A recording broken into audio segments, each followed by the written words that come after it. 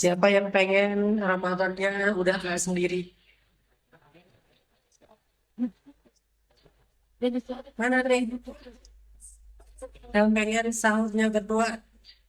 Teman kalau aja sama teman kos-kosan.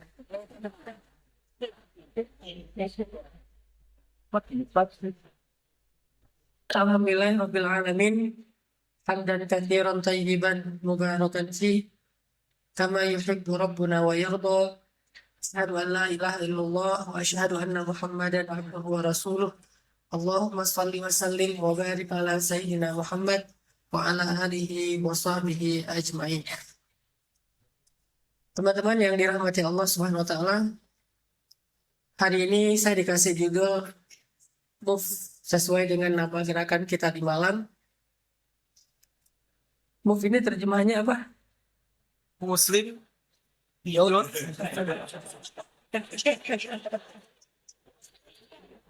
Muslim Youth Volunteer Empowerment. Oh, berarti susah ngapalnya nih. Ada versi Indonesianya? Oh, gerak ya.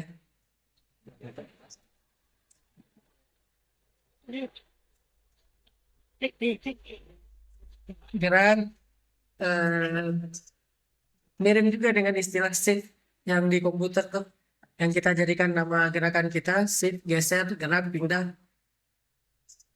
Teman-teman yang dirahmati Allah, semua kita tahu bahwa gerak itu adalah tabiat dari kehidupan.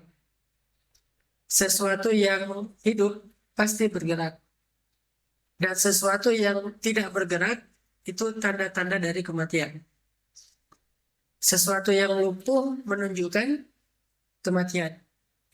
Makanya dalam bahasa Arab itu ada istilah harokah dan sukun. Jadi bahasa Arab itu dalam, sama kayak bahasa Jawa, punya filosofinya. Ada istilah harokah, ada istilah sukun. Harokah itu kalau kita terjemahin artinya huruf yang hidup, dibaca, ada bunyinya. Sedangkan sukun huruf mati yang tidak dibaca atau tidak ada bunyi. Di situ artinya apa? Sesuatu yang hidup itu harokah, bergerak, move, hijrah, shift gitu. Sedangkan sesuatu yang mati tabiatnya sukun atau sakan, berhenti, diam, tidak bergerak. Itu berlaku dalam diri kita, dalam kehidupan kita, dan dalam agama kita. Kalau dalam diri kita, fisik kita tuh kalau jarang digerakin, lama-lama dia akan kaku. Kalau jarang main, lama-lama dia jadi kaku. Makin sering kita gerakin, makin dia lemes. Karena dia lemas, akhirnya dia sehat gitu. Aliran darahnya lancar, jantungnya berdetak bagus, akhirnya otaknya juga berpikirnya jernih. Belum lagi nanti secara biologis nanti mengeluarkan katanya kayak enzim endorfin gitu kan. Enzim yang bikin kita lebih happy gitu gara-gara kita bergerak, olahraga, keringetan. Itu berlaku kepada fisik kita. Kalau kita butuh bahagia, salah satu cara bahagia itu adalah main. Saya main, bahasa saya tuh artinya olahraga, lari, apa pokoknya yang keringat-keringatan. Kalau kita pengen bahagia, selain kita mengingat Allah Subhanahu wa taala, itu pasti ini angle lah ya. Bukan berarti ketika saya ambil angle ini mengabaikan angle yang lain, enggak. Kita hanya coba mengambil salah satu angle-nya. Kalau kita pengen bahagia, ala bidzikrillah tatmainnul qulub. Bukankah dengan mengingat Allah hati menjadi tenang? Disebut dengan riyadhah batin. Batin itu digerakkan dengan zikir kepada Allah Subhanahu wa taala. Hati jadi tenang. Kalau kita pengen bahagia juga, maka kita banyak main, banyak keringat sehingga mengeluarkan endorfin yang bisa bikin kita lebih happy. Itu berlaku dalam kebutuhan fisik kita. Berlaku juga dalam kehidupan kita. Kalau kita pengen hidup kita sehat, kalau kita pengen hidup kita itu mapan, hidup kita itu mudah-mudahan berkah, maka kita bergerak mencari rezeki Allah Subhanahu wa taala yang Allah tebarkan di muka bumi. Bahkan itu perintah Allah.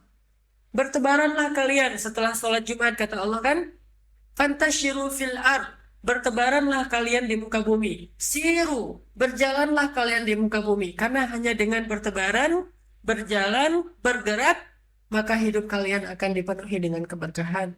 Itu hidup. Gitu juga soal jodoh. Kalau cuma baca teori tentang suami yang soleh, istri yang solehah, dengerin ceramah doang, nggak bergerak datang ke calon mertua, ya tidak akan ada hasilnya. Doa mah pasti, doa terus belajar mempersiapkan diri menjelang pernikahan kayak pranikah gitu. Tapi juga harus berani bergerak, harus bikin kayak sebuah gerakan mencari jodoh. Saya pernah kenal seorang teman di Bogor dan unik cara dia ngedapetin calon istrinya. Dia pergi ke Bandung sekitar 15 tahun yang lalu. Terus dia nyewa sebuah tempat gitu yang nyewanya untuk cuma 2 hari doang. 1 harinya kurang lebih sekitar 1 juta. Jadi dia nyewa satu tempat kayak kantor kecil gitu yang udah ada sofanya, udah ada mejanya, pokoknya kantor yang udah furnish aja dia sewa 2 hari. Terus dia bikin kayak iklan menerima lowongan kerja sebagai sekretaris, SPG, pokoknya yang biasanya nyari cewek-cewek cantik aja. Dia bikin iklan, ditaruh di koran, dia bayar sekitar 200.000, taruh di iklan baris di koran. Terus dia tempelin di pohon-pohon asem gitu, dia tempelin kayak poster-poster gitu, dia tempelin, dibikin spanduk. Terus dikasih nomor telepon dia, daftar ke nomor telepon ini atau informasi lebih lanjut ke sini, terus bikin web gitu. Orang mendaftar, tapi ini jangan ditiru ya, sekedar inspirasi doang. Orang pada daftar, cewek-cewek itu pada daftar, pastinya nama, tempat tanggal lahir, foto, semua lengkap kan? CV lah intinya.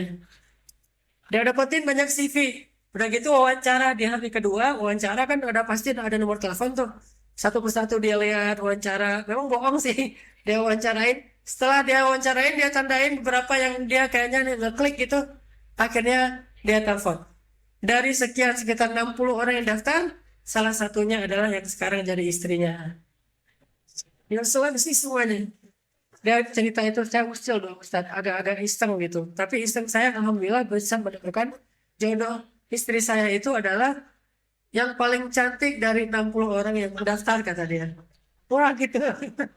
Makanya teman-teman yang dengar, oh boleh juga tuh kan kita pengen pakai cara kayak gitu. Kata dia jangan, itu bohong ya. Intinya adalah harokah, bergerak. Itu berlaku untuk kesehatan fisik kita, berlaku untuk kesehatan hidup kita, dan berlaku juga untuk agama kita. Coba teman-teman perhatiin di kolam ikan. Kalau misalnya airnya tidak bergerak, pasti akan kehabisan oksigen. Sehingga akhirnya ikan lama-lama lemes dan mati kan. Gerak itu adalah kehidupan. Makanya kalau agama kita ini mau hidup, agama kita ini mau eksis, umat Islam ini pengen mendapatkan kebaikan-kebaikan, maka dia harus banyak bergerak. Masalahnya, gerakan umat Islam selama ini itu kayak orang mau olahraga tapi nggak rutin. Sekali treadmill itu sampai 10 kilo. Tapi 2 bulan, 3 bulan nggak treadmill. Akhirnya cuma sakit badan doang kan. Nggak menghasilkan apa-apa, nggak kebentuk gitu. Push up gitu. Push up 20 kali sehari. Besoknya selama sebulan nggak push up. Mending dia sehari 5 kali, tapi rutin setiap hari selama berbulan-bulan atau bertahun-tahun. Akhirnya kebentuk ototnya. Sama juga dengan olahraga-olahraga yang lain. Orang main sepeda gitu. Main sepeda, dia keliling kota sekali, udah gitu setahun berhenti. Sepedanya sampai kempes sendiri karena nggak pernah dipakai. Itu nggak akan ada hasil. Masalahnya umat Islam sekarang, sekali bergerak itu kayak ramai gitu. Udah gitu berhenti sekian lama. Contohnya apa? Bikin tabligh akbar. Pas Muharram, bikin tabligh akbar. pas munggahan menjelang Ramadan. Itu bagus. Cuman jangan hanya berhenti di dalam bentuk tablik akbar doang. Sekali kita push up seolah-olah banyak kan, udah gitu berhenti sekian lama. Umat ini butuh gerakan yang rutin, butuh gerakan yang terus-menerus, walaupun nggak besar, tetapi itu mudah-mudahan membentuk otot dan bisa membuat dia lebih sehat dan lebih bahagia. Dan itulah Islam, agama gerakan. Sejak awal Muhammad mendapatkan wahyu, kemudian menjadi nabi, sejak saat itulah Rasulullah SAW membuat sebuah gerakan yang disebut dengan Risalah Islamiyah, Risalah Islam. Harus ada gerakan. Kita juga kayak gitu. Kalau kita pengen spiritual kita itu ngejos terus, iman kita naik, kita harus bikin program gerakan untuk spiritual kita masing-masing. Misalnya rutin seminggu sekali ngaji, minimal. Udah gitu tahajud secara amaliyah yaumiyahnya, dailynya. Ada tahajud, ada duha, kemudian tilawah Al-Quran. Walaupun nggak nyaman, paksain aja. Sama kayak kita tadi olahraga, walaupun malas, paksain aja. Karena kalau nggak kita paksain, makin lama kita tinggalkan, makin sulit untuk memulainya kembali. Ada kata-kata dari Ustadz saya itu bagus kayaknya. Beliau bilang, teruslah berbuat baik walaupun itu melelahkan. Karena lelahnya akan hilang, sedangkan pahalanya akan terus ada. Tinggalkanlah dosa, maksiat, walaupun itu menyenangkan. Karena kesenangannya akan hilang, sedangkan dosanya akan terus ada. Jadi nggak apa-apa maksain diri untuk tetap tahajud, ke masjid, tilawah, duha, atau amalan-amalan lain untuk gerakan riyadhah pribadi kita. Terus saja paksain, nggak apa-apa kalau lelah, karena lelahnya akan hilang. Tapi pahalanya, kebaikannya akan tetap ada. Sedangkan kalau kita berbuat dosa dan maksiat, mungkin senang waktu itu, tapi kesenangannya juga akan hilang. Sedangkan dosa dan efek buruknya akan terus ada dalam kehidupan saya. Jadi, gerak adalah tabiatul hayat, tabiat dari kehidupan. Adalah fitrah dari kehidupan. Saya pengen sharing tentang kisah sahabat. Kalau kita baca di dalam Al-Quran ya, kenapa ya para sahabat itu imannya bertambah terus? Kenapa para sahabat itu bisa punya tingkat kesolehan itu di atas rata-rata? Kenapa para sahabat itu bisa ngerasain halawatul iman, manisnya iman? Kenapa para sahabat itu digelari oleh Allah dengan gelar kuntum khaira ummah ukhrijat linnas? Ternyata sejak mereka masuk Islam, mereka udah bergerak. Mereka nggak diam. Islam mereka itu nggak pasif. Islam mereka itu aktif. Mereka bukan hanya Islam lalu tinggal di rumah, tapi mereka Islam ke masjid, Islam ke medan-medan jihad, Islam berdakwah, Islam berbuat baik kepada sesama manusia, Islam bantu orang lain. Itulah Islamnya mereka. Alhamdulillah di Indonesia tidak ada peperangan dan tidak usah berharap itu. Berarti gerak kita bukan perang. Gerak kita adalah dakwah. Gerak kita adalah kegiatan-kegiatan sosial. Gerak kita adalah berbagi dengan orang lain. Gerak kita adalah peduli, care kepada tetangga kita, kepada teman kita, kepada masyarakat kita. Gerak yang membuat masyarakat ini semakin lama semakin eksis insya Allah. Teman-teman tahu cara menghilangkan kebatilan? Menghilangkan kebatilan itu bukan dengan diteriakin. Kebatilan tidak akan hilang hanya dengan diteriakin, nggak akan hilang tuh kebatilan. Tapi kebatilan itu hilang dengan digeser. Maksudnya, waqul ja'al haqq wa zahaqal batil innal batila kana zahuqa. Kalau kebenaran itu sudah eksis, maka otomatis kebatilan itu akan bergeser dengan sendirinya. Sampai lenyap sedikit demi sedikit. Jadi kalau kita pengen menghilangkan kebatilan, kemaksiatan, atau berbagai macam keburukan, krisis di masyarakat kita, caranya jangan menariaki kebatilan itu. Tapi bikinlah kebenaran Islam itu eksis di tengah-tengah masyarakat. maka otomatis kebatilan akan lenyap dengan sendirinya. Itu yang coba saya lakukan dengan pemuda hijrah di Bandung. Alhamdulillah sekarang setiap geng motor yang ada di Bandung itu sudah punya divisi dakwah. Teman-teman tahu kan geng motor di Bandung kayak gimana? Satu geng motor itu anggotanya sekitar 40.000. Dan di Bandung itu ada 4 geng motor. Ada Briges, XTC, Moonrakers, dan GBR. Ada 4 geng motor. Dan geng motor ini ada 2 geng motor yang kalau ketemu nggak usah nanya-nanya udah langsung bacok. Karena mereka udah kayak punya dendam masa lalu gitu ya, dendam yang lama banget. Sehingga kalau ketemu bacok. Ketemu anak XTC di areanya Briges langsung digebukin. Ketemu anak Briges di daerahnya XTC langsung digebukin. Itu terjadi sekian lama. Alhamdulillah sekarang mereka sudah berubah, bukan lagi geng motor namanya, sudah menjadi sebuah ormas. Walaupun namanya tetap Briges, namanya tetap XTC, masih pakai pakaian dengan atribut yang sama. Tapi tahukah kita, bahkan XTC pun ketika kemarin ada gempa di Aceh, mereka turun untuk membawa donasi. Bahkan mereka punya canceling rutin disumbangkan ke Suriah dan Palestina setiap 3 bulan sekali.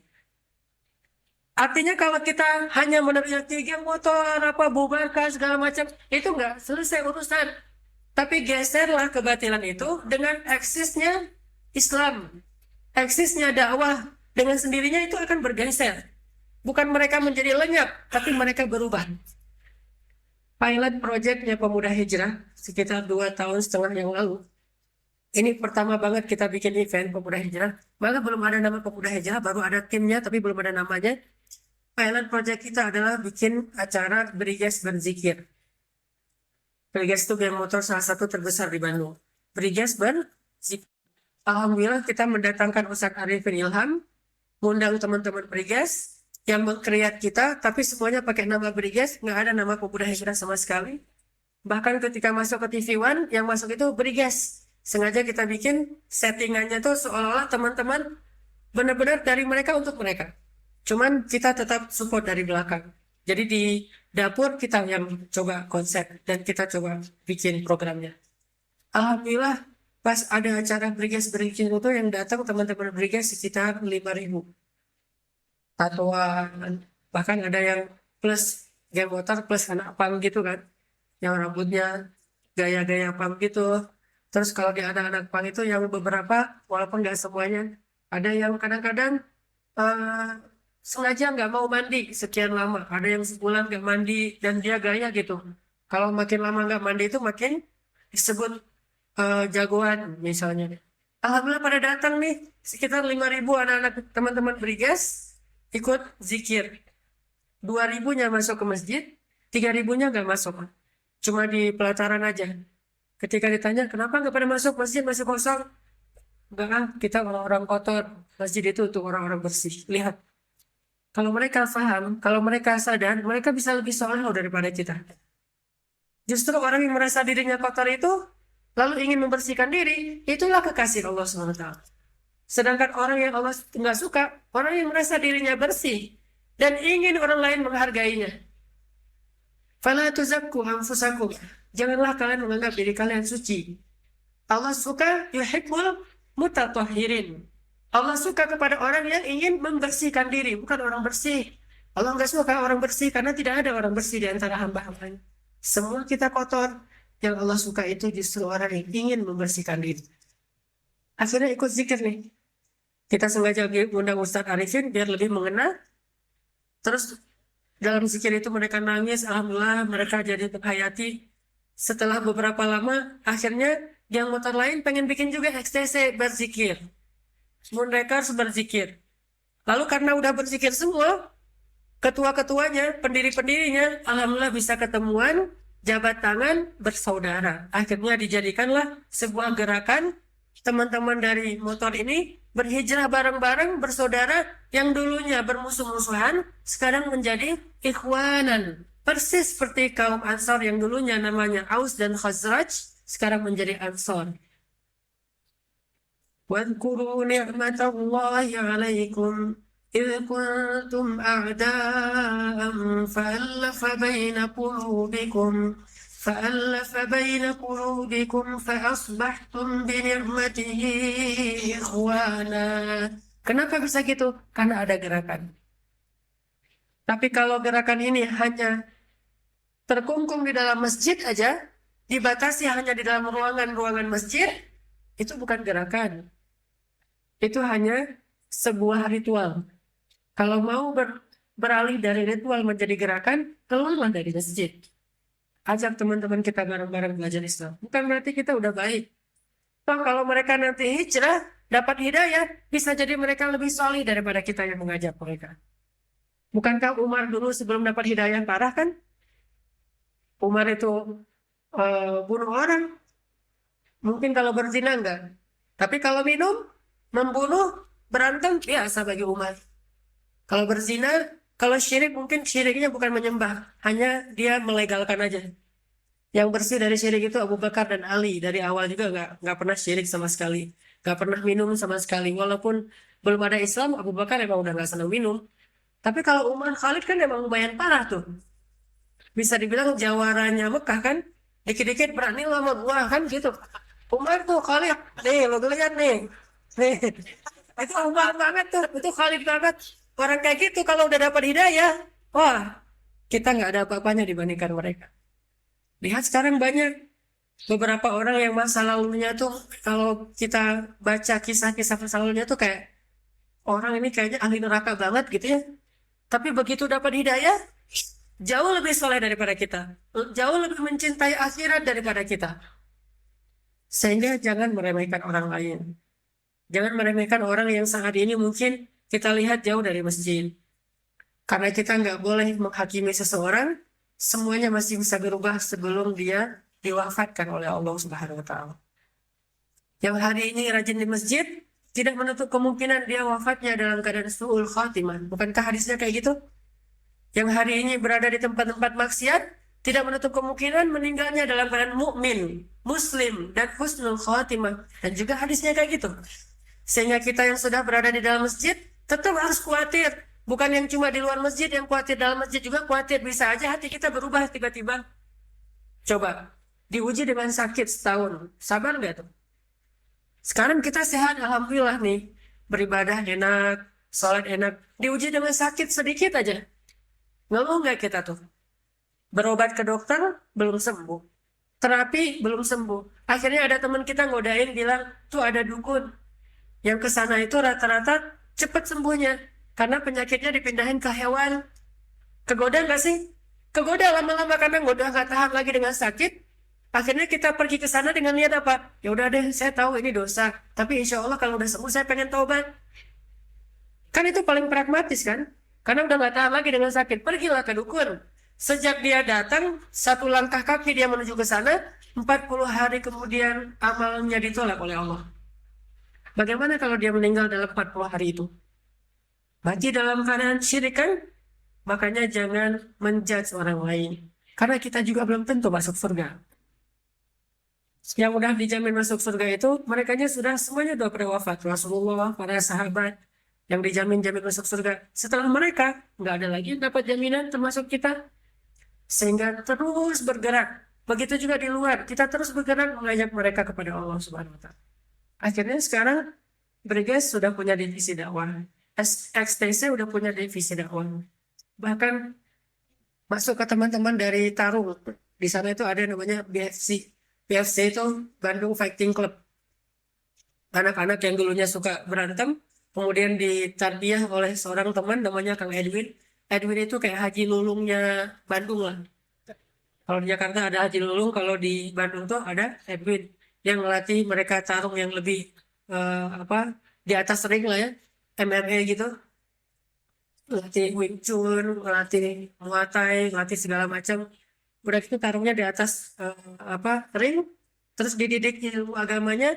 Kemarin terakhir saya nonton langsung pertarungan duel antara petarung BFC Bandung melawan petarung dari Filipina dan Amerika.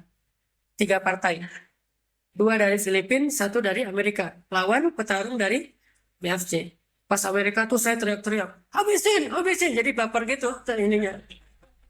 Pas dia lagi digebukin, saya lah wala quwata illa billah, lah wala quwata illa billah. Pas dia lagi datang, wah habisin gitu-gitu. Jadi hilang sifat ustadznya gitu ya ke bawah. Ngelihat duel BFG dan itu resmi legal gitu. Alhamdulillah dari 3 partai, tiga-tiganya dimenangkan oleh BFC, menang KO lah gitu. Bahkan salah satu petarung Filipina patah tangannya. Karena pas dikunci dia nggak nyerah-nyerah sampai patah baru dia nyerah. Yang dari Amerika partai terakhir itu yang paling berat karena lawannya lebih besar daripada orang Indonesia kan. Nah itu luar biasa. Yang luar biasanya lagi apa teman-teman? Spanduknya itu adalah Save Rohingya. Jadi ada kampanyenya. Dan setiap kali mereka menang, mereka selebrasi dengan mengibarkan 2 bendera. Bendera Indonesia dan bendera Palestina. Mereka cium 2 bendera ini. Satu bendera negerinya sendiri, satu lagi bendera saudaranya, yaitu Indonesia dan Palestina. Ada campaign yang luar biasa. Yang dulunya tarungnya di pasar, di terminal, di jalan-jalan. Sekarang tarung di atas ring. Karena emang itu bakatnya. Disuruh berhenti, nggak bisa. Kalau berhenti bagi dia tuh sama aja dengan disuruh bunuh aja. Mending dibunuh aja daripada disuruh berhenti bertarung. Pas saya coba ajak ke masjid, sekali-kali sharing pengalaman. Dia berdiri di depan, dia cerita, kata dia, aduh saya gemetar gini, saya nggak bisa ngomong. Mending saya tarung aja deh daripada ngomong di depan orang gitu. Jadi emang bakatnya tarung. Kayak Umar, Khalid kan tarung aja kerjanya tuh. Sekali menang Umar, sekali menang Khalid, itu kan 2 orang tuh nggak pernah ada yang dominan. Pasti gantian. Kalau nggak Umar yang menang, Khalid. Gantian aja tuh berdua. Tapi selebrasinya mengibarkan bendera Indonesia dan mengibarkan bendera Palestina. Itu juga teman-teman Persib. Di Malang. Wah, itu. Setengah dari pemain Persib itu udah ngaji. Pelan-pelan nih ngomongnya. Setengah dari pemain Persib itu udah ngaji, termasuk yang cukup rutin ngaji ke saya itu kipernya yang Deden Nasir. Ketika nahan tendangan penalti, selebrasinya apa? Selebrasinya mengibarkan bendera Palestina keliling stadion. Walaupun itu bukan pertandingan resmi yang internasional, kalau internasional nggak boleh. Terus juga bobotoh yang kita tahu namanya supporter kan, pada kadang-kadang cukup ekstrim juga, cukup kadang-kadang sampai radikal. Terakhir bacok-bacokan juga itu di stadion. Nah, pas udah karena idola-idola mereka ngibarin bendera Palestina, ngibarin bendera Indonesia, menyanyikan lagu Indonesia Raya, akhirnya mereka juga jadi ke bawah gitu. Gimana idola kan? Akhirnya selebrasi pas gol itu bobotoh pada bawa bendera Palestina, nggak pakai baju, pakai celana pendek, ini tatoan semua, tapi yang diibarin bendera Palestina. Kampanyenya kayak gitu, pelan-pelan. Dan itu gerakan namanya. Alhamdulillah sekarang teman-teman di Bandung itu ada lagi tambahin gerakan namanya meme. Meme itu kayak semacam gerakan bikin masjid keliling dengan mobil gitu.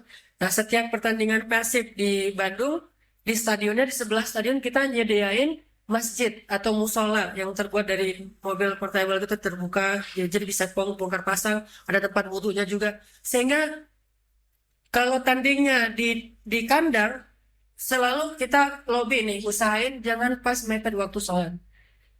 Kalau bisa waktu sholat itu break, minimal waktu maghrib. Kalau isya mungkin masih panjang lah ya, nggak bisa dipaksain. Kalau maghrib break dulu deh. Jadi pas 45 menit pertama azan, sehingga mereka pada keluar nggak perlu khawatir tiketnya, keluar sholat dulu gantian di masjid kita, akhirnya masuk lagi nonton. Dan yang luar biasanya Panglima Bobotoh itu berarti pemimpinnya supporter, karena ada organisasi Bobotohnya, ada organisasi klubnya kan. Nah Panglima Bobotohnya juga udah ngaji. Karena dia udah ngaji, akhirnya dia ngebimbing pasukannya yang jumlahnya ratusan ribu itu satu stadion, sebelum bertanding baca Al-Fatihah serentak satu stadion. Bayangin satu stadion baca Al-Fatihah. Bismillahirrahmanirrahim, itu semua tuh serentak. Baru setelah mereka baca Al-Fatihah, mereka nyanyiin lagu Indonesia Raya. Jadi fair banget gitu. Islam, kebangsaan, cinta tanah air, cinta agama, cinta Allah, cinta negara, itu pas gitu. Nah, satu paket. Lalu mereka nyanyikan lagu Indonesia Raya, mereka ditanamkan juga nilai-nilai sportivitas. Itu dakwah, itu gerakan namanya. Dan itu nggak mungkin kalau kita hanya membatasi diri dengan acara-acara dalam masjid saja. Harus nyebar. Apalagi teman-teman di sini saya yakin pasti ada yang punya masa lalu dengan komunitas. Jangan tinggalkan komunitas kita. Justru masa lalu kita itu modal kita buat dakwahin kepada teman-teman kita di komunitas masing-masing. Di sini mungkin ada anak motor, anak Vespa, anak main apa gitu kayak anak skate misalnya, anak BMX, anak komunitas apapun. Jangan tinggalkan termasuk anak musik, anak band. Jangan tinggalkan komunitas kita, tapi jadikan masa lalu dan pengalaman kita itu sebagai modal dakwah untuk mereka. Sehingga Islam ini bergerak terus. Makanya saya bilang, bagi saya, dakwah di anak muda itu bukan taklim. Taklim itu hanya salah satu salah satu elemennya, bukan satu-satunya. Taklim itu bahkan hanya salah satu program kecilnya. Yang lebih besarnya itu adalah kita harus nyebar. Kita harus share your happiness, berbagi kebahagiaan duduk dalam masjid itu ke teman-teman yang lain. Mungkin selama ini mereka taunya happy itu kalau duduk di kafe. Walaupun happy juga sih di kafe, Mas. Happy itu kalau main di tempat-tempat main kayak di skatepark. Walaupun saya juga kalau udah di tempat main ya lupa diri juga. Kayak misalnya saya senang main di air.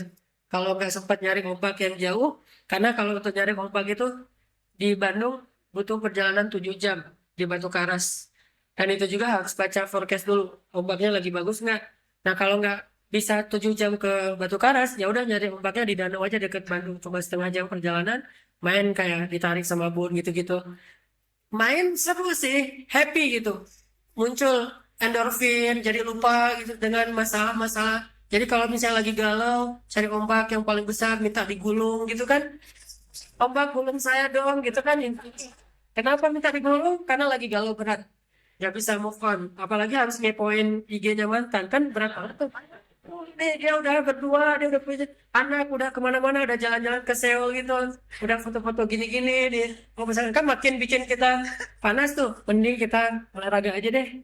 Daripada loncat dari jembatan, daripada bunuh diri kan, mending kita olahraga ke masjid. Ternyata orang-orang di luar sana mungkin mereka nggak tahu bahwa ternyata happiness itu juga bisa didapetin di masjid.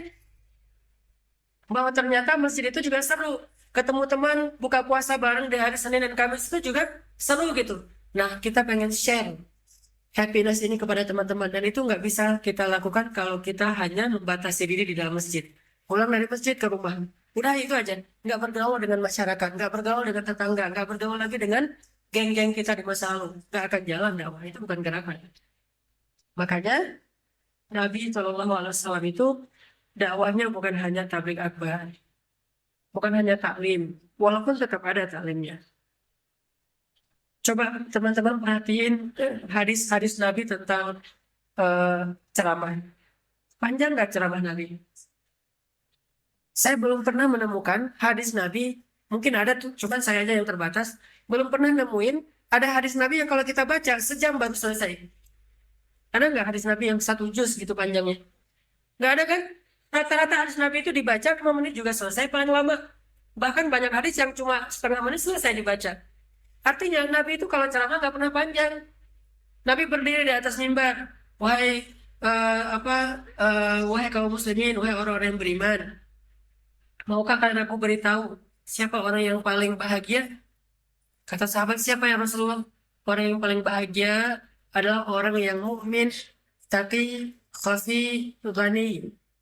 Assalamualaikum warahmatullahi wabarakatuh. Udah selesai ceramah. Segitu doang aja, Pak.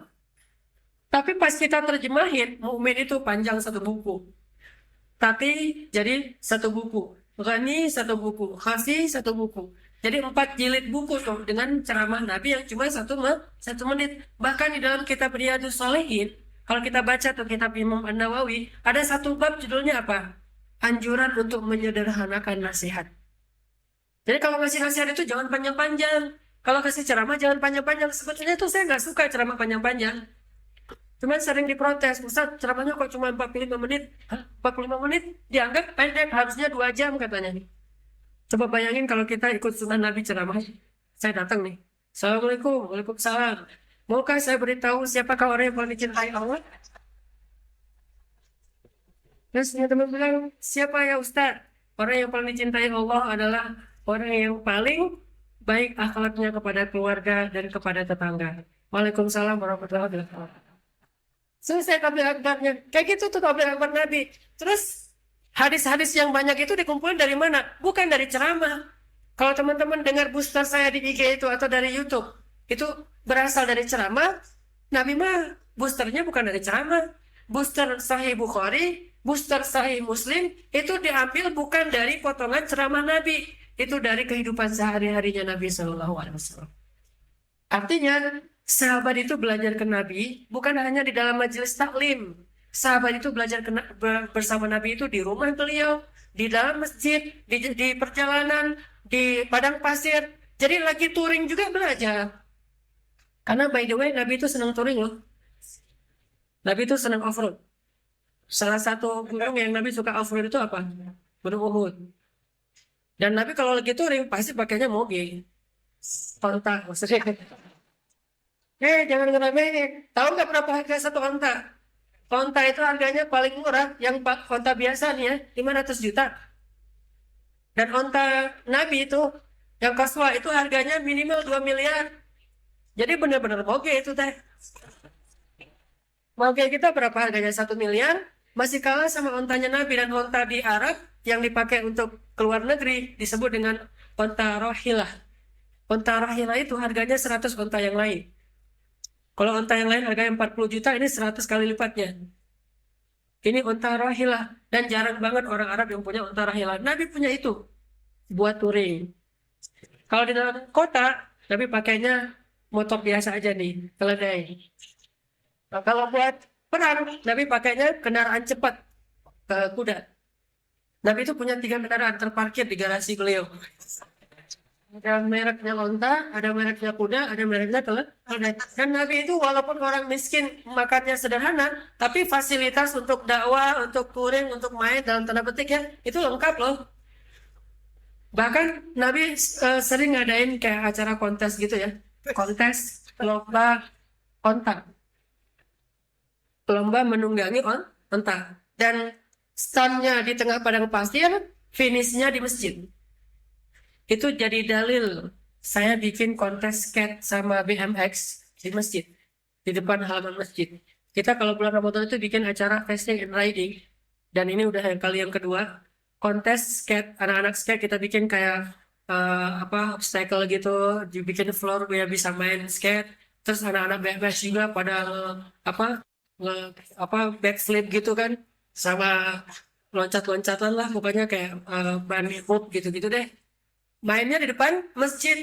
Orang-orang nanya, kok depan masjid pakai skate segala macam BMX? Dia nggak tahu hadis Bukhari. Tahu nggak hadis tentang skate? Ternyata ada hadis tentang skate dan BMX. Apa hadisnya di Sahih Bukhari?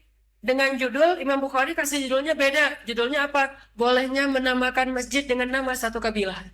Kan itu judulnya. Judul ini dari Imam Bukhari. Sedangkan teks hadisnya, Nabi pernah ngadain kayak kontes lomba naik onta dari satu titik di tengah padang pasir, finishnya di masjid, kabilah Fulan. Bayangin suasana finish kira-kira gimana? Kalem atau rame? Pas orang datang rame-rame gitu, pemain penunggang onta yang nunggu gini-gini aja.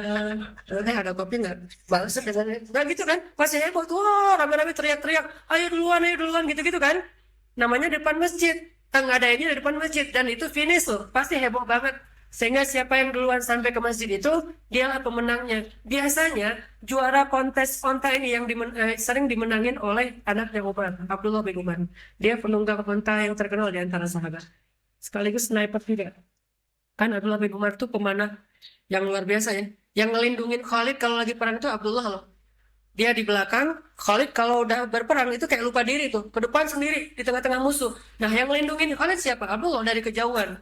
Jarak berapa ratus meter tuh panahnya Abdullah bisa kena tepat sasaran. Mata ya mata, mulut bener-bener itu Abdullah bin Umar. Dia mana sambil naik onta. Naik kuda masih mending, agak-agak stabil. Naik onta,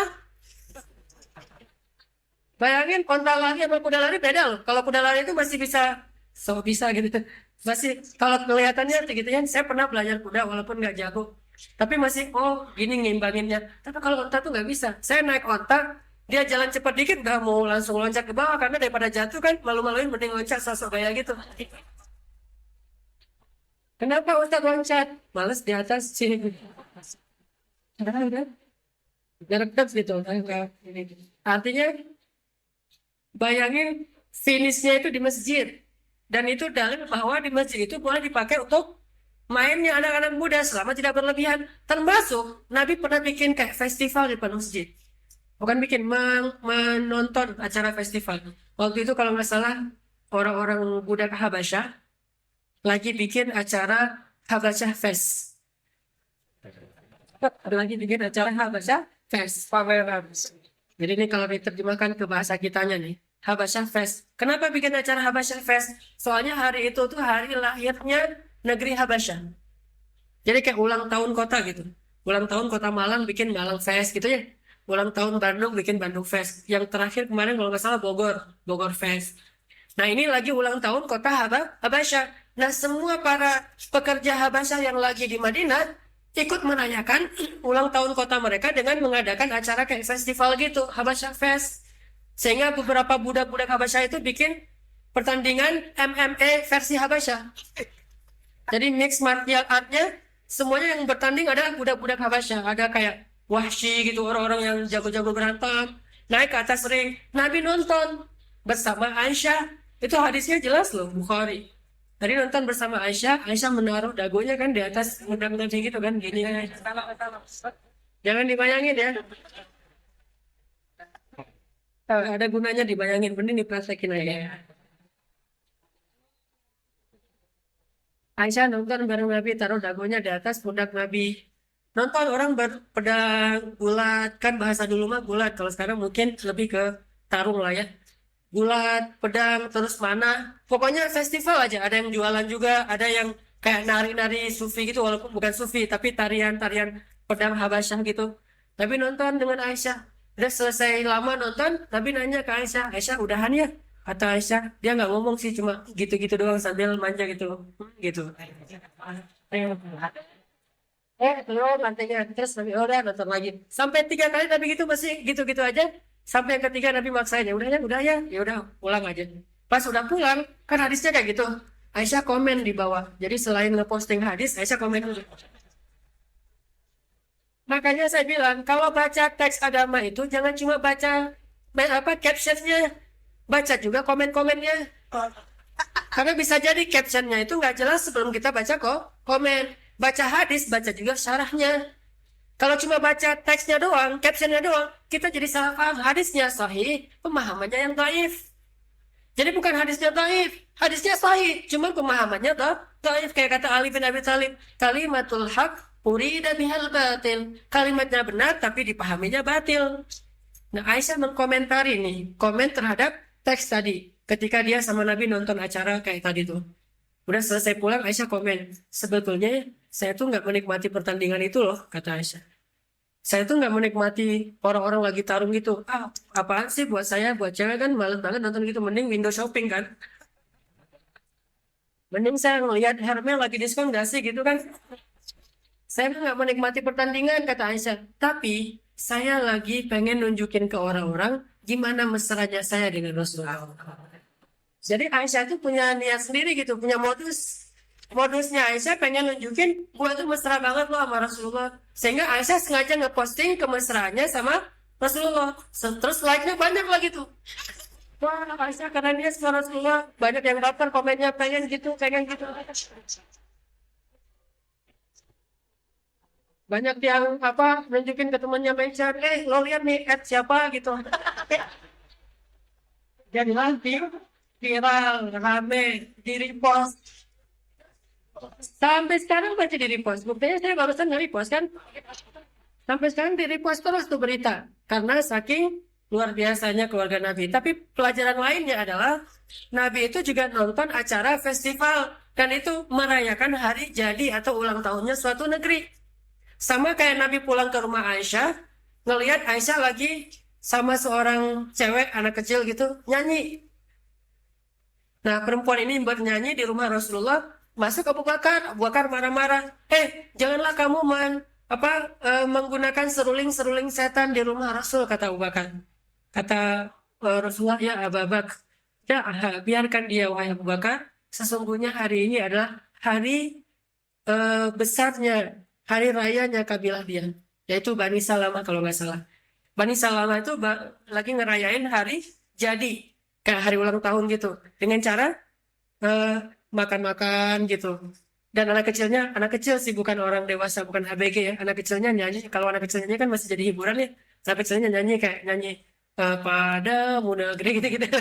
Pas hari jadinya. Dan Nabi membiarkan itu. Ini menunjukkan bahwa apa?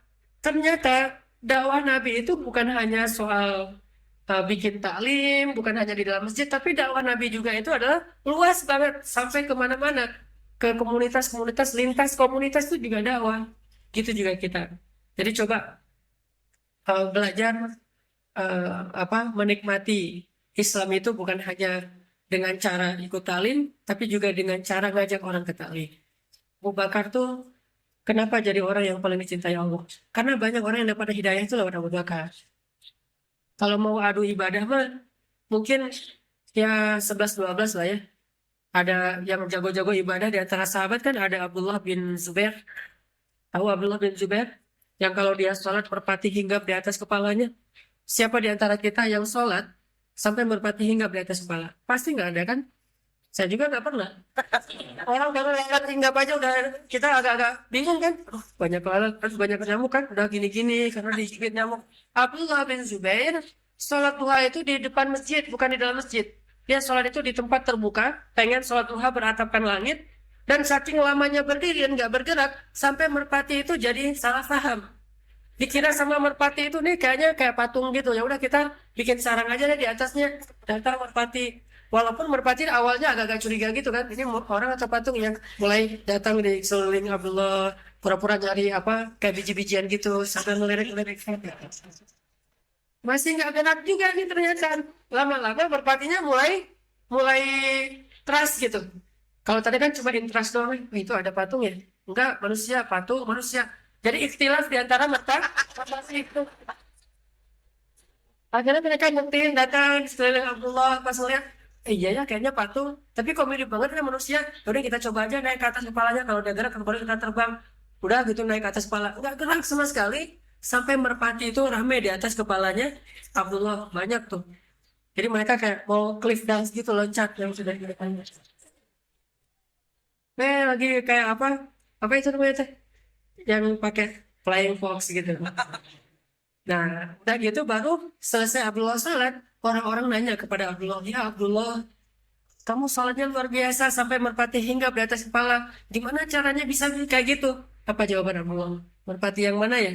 Dia nggak tahu kalau ada merpati di atas kepalanya saking khusyuknya.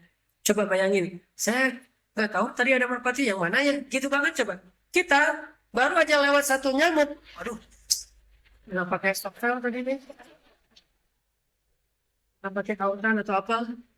Itu baru nyamuk doang. Dia merpati nggak tahu merpati yang mana ya. Kalau mau adu ibadah, mungkin ada Abdullah bin Zubair yang ibadahnya luar biasa. Mau zikir, ada adiknya Abdullah, yaitu Urwah bin Zubair yang dipotong amputasi kakinya itu dengan cara berzikir, nggak dibius. Dikasih khamar, ini buat apa? Biar kamu nggak sadar. Nggak mau saya pakai khamar kalau menghilangkan sakit. Akhirnya mau dibius. Ya udah kamu hirup ini. Buat apa? Biar kamu pingsan. Kamu tahu nggak kata Zubair? Sakit itu kifarat dosa. Kalau saya pingsan nggak ngerasain sakit, terus gimana dosa saya akan dihapus oleh Allah? Nggak mau saya kayak gitu. Jadi kamu mau sakit aja biar Allah kifarat dosa saya. Itu bukan sakit biasa loh, itu dipotong loh. Iya, biar makin besar, makin parah sakitnya, makin besar dosa yang diampuni kata Zubair, kata Urwah bin Zubair. Ya udah datangin laki-laki, pegangin tangan Urwah. Ini buat apa nih pegangin tangan gua nih? Biar kamu nggak meronta-ronta. Udah nggak perlu gitu-gitu. Keluar pakai yang kayak gitu. Terus maunya gimana? Udah biarkan saya berzikir pada Allah. Jadi dengan berzikir akan lebih kuat menahan. Diiris dulu. Dokternya juga agak-agak nggak percaya gitu kan. Coba kulitnya dulu deh. Kulitnya diiris. Subhanallah, subhanallah, subhanallah. Diiris kulitnya, habis keliling. Sekarang dagingnya. Ganti pisau. Daging. La ilaha illallah, la ilaha illallah, la ilaha illallah. Udah beres daging semuanya terkoyak. Yang terakhir tulang. Pakai gergaji besi itu yang kecil. Itu suaranya aja bikin ngilu coba. Tulang digergaji. La haula wala quwata illa billah. Apakah Allah tidak merasakan kesakitan? Ngerasain. Cuman zikirnya lebih indah daripada rasa sakit. Jadi kalau mau ngaduin zikir, ada Urwah bin Zubair, tabi'in, bukan sahabat malah, nggak pernah ketemu Rasul. Dia lahir, Rasulullah udah wafat. Tabi'in, yang setelah tulangnya udah putus, terakhir dia tanya, udah beres? Belum, wahai Urwah, ya udah saya zikir lagi. Terakhir ternyata untuk menghentikan pendarahan, kakinya itu dimasukin ke dalam minyak yang sedang mendidih. Langsung kegoreng gitu kan, menghentikan pendarahan. Pingsan Urwah bin Zubair saking sakitnya. Tapi dia ketahan sampai pingsan pun masih ketahan. Baru dia sadar, udah beres semuanya, udah diperban. Kemudian dia mengatakan, Alhamdulillah, selama ini saya tidak pernah memakai kaki saya kecuali untuk menuju rumah Allah SWT. Jadi kalau mau bandingin ibadah, mungkin ada Urwah, ada Abdullah, ada banyak lagi nama-nama besar yang ahli ibadah, yang ada seorang sahabat lagi sholat, dipanah 3 panahan, nggak ngerasakan, baru dia batalkan sholatnya, gara-gara pemanahnya itu pengen membunuh kaum muslimin, baru dia membatalkan. Kalau nggak, dia nggak akan batalin. Terus kenapa Abu Bakar paling mulia? Karena Abu Bakar di tangannya banyak orang yang dapat hidayah.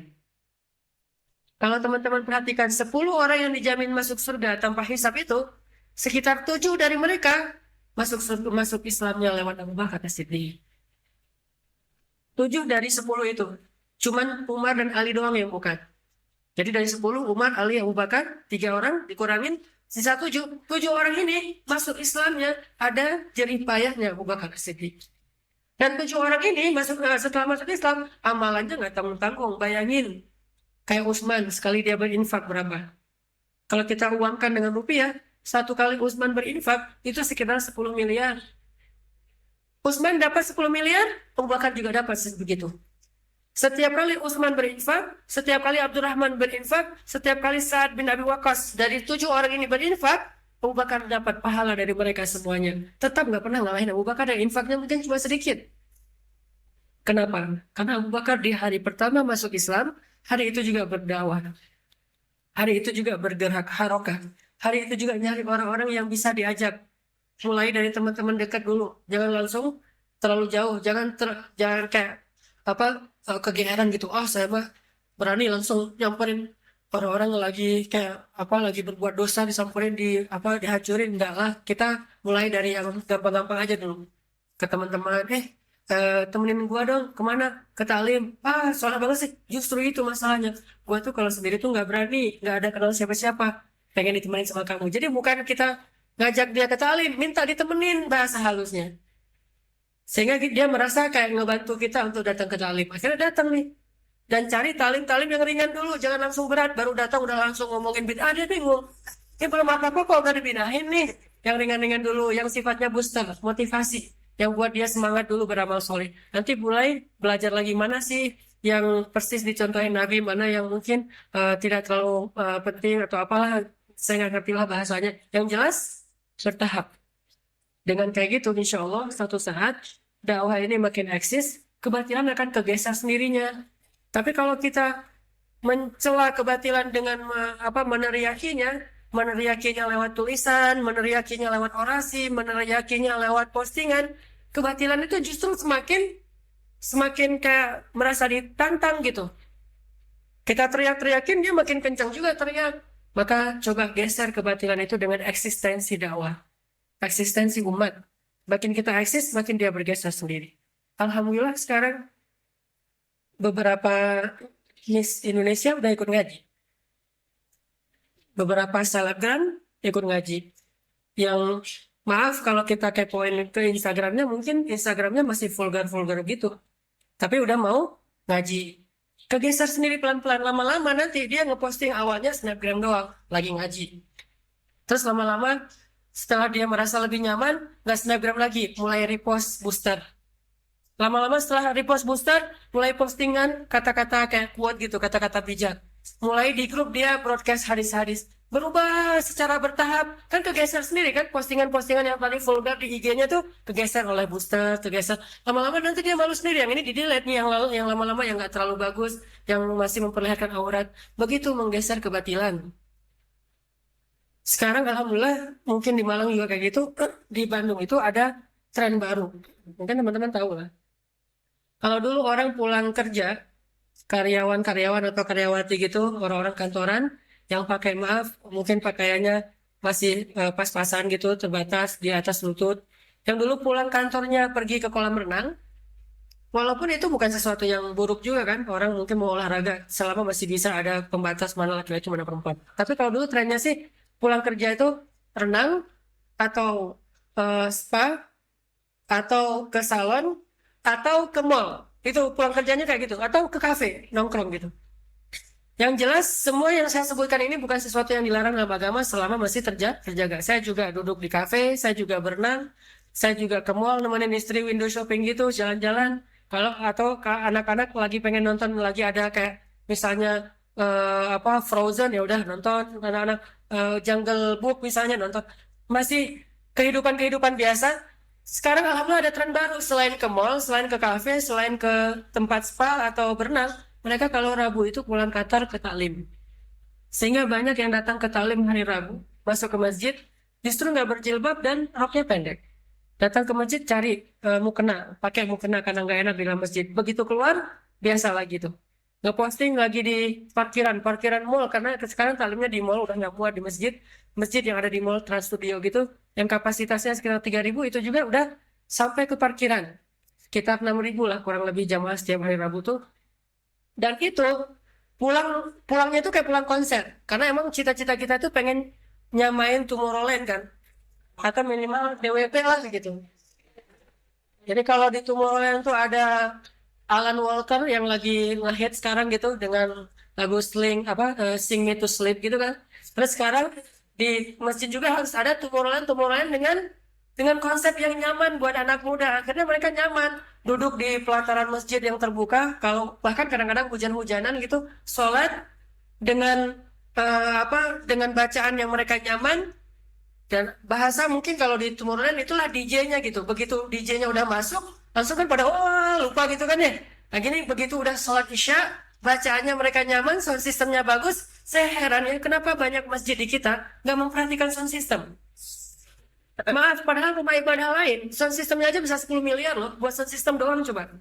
Rumah ibadah saudara-saudara kita yang lain tuh, sound systemnya doang, itu 10 miliar, dan itu bukan cuma satu rumah ibadah. Saya kenal beberapa orang yang ahli dalam masalah sound system, dia katanya lagi kayak masangin sound system di beberapa tempat, rumah ibadah lain selain masjid, itu harga sound system dan pemasangannya total 10 miliar. Masjid seadanya, bahkan sholat nggak pakai sound system. Kenapa? Karena bagi kita, imam itu bukan DJ, sekedar ritual doang. Padahal imam itu DJ yang mempengaruhi makmum. Kalau bacaannya enak, bacaannya pas, sound systemnya itu keren banget, itu sama kalau di anak-anak skate itu floornya dapat gitu.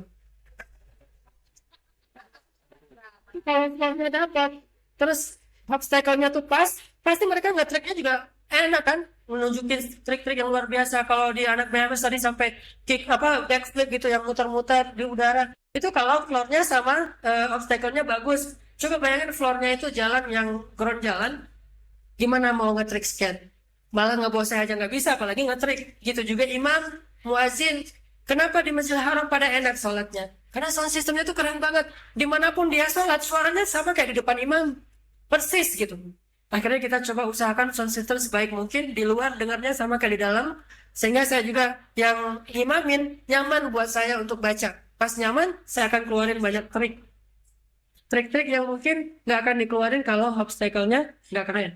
Ini enaknya baiknya enak banget nih. Ya udah saya keluarin semua trik. Jadinya baper kan? Apalagi yang dikeluarin albumnya Ar-Rahman. Wah itu kan ngehit banget tuh Ar-Rahman. Kalau udah ngeluarin album Ar-Rahman, udah baper aja semuanya. Nanti rakaat kedua, album yang keduanya adalah Al-Waqiah. Yang tentang hari kiamat, tentang surga, neraka. Harusnya kayak gitu, sehingga orang punya semangat baru pulang kantor. Ke talim yuk. Jadi ke talim tuh kayak lifestyle buat mereka. Saling nge-mention teman-temannya, lo hadir nggak, lo hadir nggak? Karena bangga. Kalau dulu kan malu banget kan ketahuan datang ke talim. Kalau sekarang malah bangga. Gue lagi talim lo di TSM, gue lagi talim lo di Pemuda Hijrah. Bangga gitu. Kenapa? Karena itu dibuat keren untuk mereka. Karena kita bikin survei sebetulnya di Pemuda Hijrah tuh teman-teman. Survei kita di dunia anak muda, kita bikin kayak semacam kuesioner gitu tentang olahraga. Kenapa kamu memilih satu jenis olahraga? Terus pilihan jawabannya satu, karena olahraga itu sehat. 2, karena diajak teman. 3, karena emang senang dengan olahraga itu. 4, karena keren. 5, karena terpaksa tuntutan harus bisa misalnya. Ternyata jawaban paling tinggi itu karena keren. Jadi di dunia anak muda, keren itu lebih penting daripada benar. Ya, keren itu lebih penting daripada benar. Keren itu lebih penting daripada fungsi. Seseorang itu bikin memakai aksesoris, pakaian segala macam, itu bukan karena fungsinya. Termasuk handphone, gadget. Nggak ngelihat fungsinya, tapi ngelihat ini lagi ngetren sekarang nih. Ini kameranya lagi ngetren nih apa bisa lagi keren-kerennya. Begitu juga dengan aksesoris yang lain. Keren itu nomor satu. Sehingga tugas dakwah adalah gimana menampilkan sisi kerennya Islam kepada anak muda sehingga mereka bangga dengan keislamannya. Masuklah dakwah ini ke main. Makanya kenapa tagline saya banyak main, banyak manfaat. Mungkin bagi orang yang nggak memahaminya dianggap apa-apaan sih kok banyak main, banyak manfaat, bukannya banyak tilawah. Udah pastilah itu mah. Saya nggak mengingkari sama sekali sisi-sisi itu. Tilawah, sholat, pasti benar. Saya hanya ingin memberi pesan yang tidak terlalu jelas. Main di sini adalah justru dakwahnya main. Justru dakwahnya adalah main. Dengan kita banyak main, kita jadi silaturahim kan? Silaturahim. Saya awal-awal main surfing di Batu Karas, karena siangnya saya pedal, walaupun belum bisa berdiri, baru bisa pedal doang. Kalau ada ombak pasti kegulung. Ada ombak pasti kegulung. Apalagi kalau datang ombak yang gede-gede gitu, yang sampai 3 meter gitu, 3 meter lebih. Datang ombak, ombak. Ya udah pasrah aja deh. Ya saya mah orangnya pasrah gitu ya. Ya aku mah apa tuh gitu. Datang ombak, kegulung, diketawain awal-awalnya. Pas bisa berdiri sekali aja, mereka langsung tepuk tangan, respect gitu. Wah, Ustadz bisa berdiri. Ustadz pertama mungkin di Indonesia yang berdiri di atas ombak. Nah gitu ketagihan, lupa dengan dakwah. Main aja turun segitunya. Ustadz kok nggak turun-turun? Enak ternyata berdiri di atas ombak. Berdiri terus malamnya yang biasanya kan culture-nya teman-teman yang di pantai, siangnya surfing, malamnya kan kayak party gitu kan. Alhamdulillah berubah pelan-pelan. Kita pegangin teman-teman dari Karang Tarunanya yang biasa ngurus pantai, yang mereka nyediain papan-papan gitu disewain. Alhamdulillah pelan-pelan akhirnya karena ngelihat saya mau bareng sama mereka, mau dengar duduk ngobrol, sampai akhirnya kita ngadain qiyamul lail di pantai makmumnya para surfer. Dan di antara mereka itu ada surfer yang juara internasional, juara kayak di Australia, di Filipina, mereka juara-juara yang kelas dunia, ikut qiyamul lail malam-malam. Malah yang ngebangunin kita dia. Bangunin saya nanti jam 3 kita qiyamul lail. Oh ya, siap-siap. Jam setengah 3 udah ngetok-ngetok pintu kamar. Ustaz, udah bangun belum? Hah? Saya baru bangun. Karena dia emang nggak tidur sih malam. Ini kita qiyamul lail pelan-pelan gitu. Justru karena main, akhirnya jadi terlibat sama mereka. Cuma emang nyari spot yang nggak terlalu banyak harus jaga pandangan, kan namanya surfing tahu sendiri kan. Nah ini spotnya tuh spot yang aman lah. Jadi daerah yang kurang disukai sama bule. Kalau bule kan sukanya Bali yang memang ombaknya itu udah gila-gilaan ya. Kalau ini ombak untuk orang-orang yang belajar lah. Kalau misalnya di aliran surfing, mazhabnya mazhab longboard. Pakainya longboard yang ombaknya slow gitu, bisa kayak nyaman di atas ombak, paling gini-gini doang. Bukan yang shortboard yang loncat-loncat snap gitu enggak. Artinya di situ bule juga nggak terlalu senang. Kalaupun ada 1-2 dan itu jarang banget. Sehingga akhirnya kita bisa coba dekat. Apalagi sejak saya posting main air wake surf yang ditarik board itu, mereka makin respect. Posting main skate walaupun nggak jago ngetrik, tapi setidaknya bisa berdiri dan bisa ngebose jalan keliling kota gitu. Mereka jadi respect. Wah Ustadz ternyata kayak kita juga main bareng gini. Akhirnya duduk ngobrol sama anak-anak BMS, ngobrol, gimana kalau main BMS tuh? Katanya kita kadang-kadang touringnya ke gunung Ustadz, mainnya di gunung. Kita kekurangan tempat main sekarang, curhat. Dekat kan? Lama-lama mereka awalnya nggak mau ikut talim, cuma streaming lewat Instagram. Ketahuannya apa? Pas streamingnya lagi sinyalnya jelek, terus ada putus-putus, dia telepon panitia. Kenapa ya streamingnya kok jelek? Ketahuan, ternyata dia ada dengar. Tadinya dia nggak mau ketahuan, malu gitu. Ketahuan banget dengar tali. Lama-lama ketahuan juga, akhirnya sekarang nyaman. Malah saya datengin teman-teman yang anak-anak yang berpengaruh gitu kan, yang bikin papan surfing. Gua bikin papan dong gitu. Yang longboard pesan, custom gitu, bikinnya kayak gimana, bentuknya apa. Yang ada sajadahnya. Jadi model kaligrafi sajadah gitu. Jadi berdiri di atas papan seolah-olah di atas sajadah gitu. Bid'ah gitu. Ada sajadahnya gitu. Oh iya ya Ustaz bikinin. Masuk ke klub server Jawa Barat gitu-gitu. Mereka respect mulai dakwah. Enggak, pemuda hijrah mungkin hanya dilihat orang sekedar taklim, tapi gerakan di belakang layar selain taklim itu justru kita main. Makanya tagline kita banyak banyak main. Dan memang itulah jalan dakwah kita. Kalau hanya sebatas taklim, mungkin nggak akan sebesar sekarang. Kalau kita bikin talim, saya udah bikin talim tuh 8 tahun sebelum ada pemuda hijau. Yang datang paling banyak 50 orang. Tapi sejak main, alhamdulillah yang datang sekitar 6.000 orang. Belum lagi nanti yang lihat lewat sosmed. Alhamdulillah dari itu, semangat kita apa? Semangatnya adalah makin banyak yang mendengar talim kita, walaupun nggak datang, berarti kan makin banyak pahala yang mengalir ke kita kan? Coba sekali live streaming, berapa yang lihat? Yang nonton di situ sekitar 6.000, yang live sekitar 15.000. Bayangin dari 15.000 itu masa sih nggak ada yang dapat hidayah? Yang gara-gara itu jadi semangat ibadah, satu orang aja gara-gara itu jadi semangat ibadah sholat sunnah 2 rakaat, kita dapat pahala 2 rakaat. Bayangin 15.000 sholat 2 rakaat, berapa pahala kita? Dan itu bukan cuma saya yang dapat, tim juga dapat, karena semua yang terlibat dalam dakwah dapat. Begitu juga yang tadi nge-repost, yang nge-mention teman-temannya. Ini namanya harokah, movement, gerakan, bukan sekedar diam. Makanya, ayo kita bareng-bareng belajar. Kalau perlu nanti teman-teman dari MOVE dan dari teman-teman Malang yang pengen kayak coba sharing bareng nanti di Bandung, datang ke Bandung kita ngobrol-ngobrol, lihat gimana proses bikin poster kita yang riwah teh yang ribetnya luar biasa kayak bikin film gitu, dan itu dikonsep banget, benar-benar mikir, bukan hanya sekedar bikin. Kita ada targetnya, kenapa bikin yang kayak gini, kenapa bikin yang kayak gitu, kenapa pakainya beberapa visual ini dan seterusnya, itu luar biasa. Sehingga nanti bisa jadi kayak semangat juga buat teman-teman. Siapa tahu dakwah anak muda ini walaupun namanya macam-macam, tetapi bisa berkembang bukan hanya kepada orang-orang yang udah sadar. Kalau kita bikin talim, mungkin yang datang orang-orang yang udah pada sadar, soleh-soleh kayak gini. Yang jilbabnya lebar-lebar kan udah pada soleha tuh. Tinggal diakad aja kan ya. Justru yang dakwah itu bukan buat teman-teman yang soleha. Buat teman-teman soleha itu harusnya jadi dai, bukan jadi target dakwah lagi. Teman-teman yang sekarang ada di atas, yang jilbabnya udah pada lebar, itu jangan lagi jadi target dakwah, harusnya jadi pelaku dakwah. Target dakwah itu yang nggak kenal jilbab. Bahkan ada kasus di kita tuh, ada satu lucu, dia datang sama suaminya pemain skateboard. Datang talim saya, istrinya nggak mau pakai jilbab. Dia bilang, saya boleh nggak Ustadz datang ke talim, tapi nggak pakai jilbab? Saya bilang, boleh. Bukan boleh nggak pakai jilbab, boleh datang ke talim walaupun nggak berjilbab. Sebagaimana orang boleh masuk Islam walaupun belum bisa meninggalkan khamar kan? Emangnya dilarang masuk Islam kalau masih minum khamar? Gak dilarang, yang dilarang itu minum khamar, bukan masuk Islamnya. Tapi kalau dia belum bisa ninggalin khamar, tetap masuk Islam, boleh banget dalam Islam. Masuk Islam tapi masih berzina, boleh kata Nabi. Ya Rasulullah, saya mau masuk Islam tapi saya belum bisa berhenti berzina, gimana? Masuk aja kata Nabi.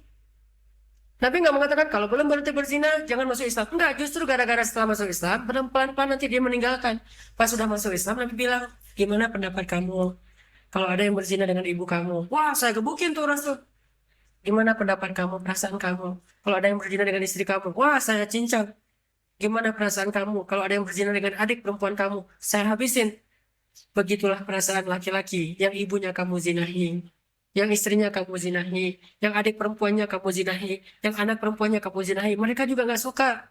Astagfirullahaladzim. Akhirnya dia sadar, diusap dadanya oleh Rasulullah. Kemudian Rasulullah doakan, ya Allah, kuatkan imannya dan bersihkan hawa nafsu atau kemaluannya. Sejak saat itu dia bilang apa? Dulu zina adalah perbuatan yang paling saya suka. Sekarang zina adalah perbuatan yang paling saya benci. Jadi nggak dilarang masuk Islam walaupun dia masih senang dosa. Nah, tadi ada yang datang ke saya, Ustadz, saya pengen ikut talim, tapi saya belum bisa berjilbab, boleh nggak Ustadz? Boleh, dalam kurung, boleh talimnya, jilbab ntar aja dibahas. Datang. Lama-lama kan jadi risih sendiri kan, dengar talim sendiri, yang lain jilbab, dia nggak jilbab. Akhirnya minjam mukena di masjid. Cuman beberapa kali minjam mukena di masjid buat dia agak nyaman, karena mungkin mukena itu udah berkali-kali dipakai orang ya, belum dicuci mungkin. Ini juga buat masjid kita nyediain, di masjid tuh sediain sarung yang banyak. Sediain mukena yang wangi, minimal wangi molto lah ya, sediain taruh biar orang datang ke masjid langsung pakai kalau dia nggak bawa dari rumahnya. Enggak, karena masjid jangan hanya menerima orang-orang yang udah soleh untuk sholat. Datang ke masjid kok nggak siap, ya, memang banyak yang datang ke masjid itu belum siap, justru dia siapnya setelah pulang dari masjid. Jadi jangan paksain orang datang ke masjid itu jilbabnya itu udah layak untuk sholat, karena emang mukena harusnya kan nggak perlu ya. Kalau orang udah syar'i hijabnya pasti udah nggak perlu mukena kan. Dia sholat di jalan juga, di mall juga udah nggak perlu pakai mukena. Istri saya di mana-mana kalau jalan nggak pernah bawa mukena karena juga udah pakai jilbab kayak gitu.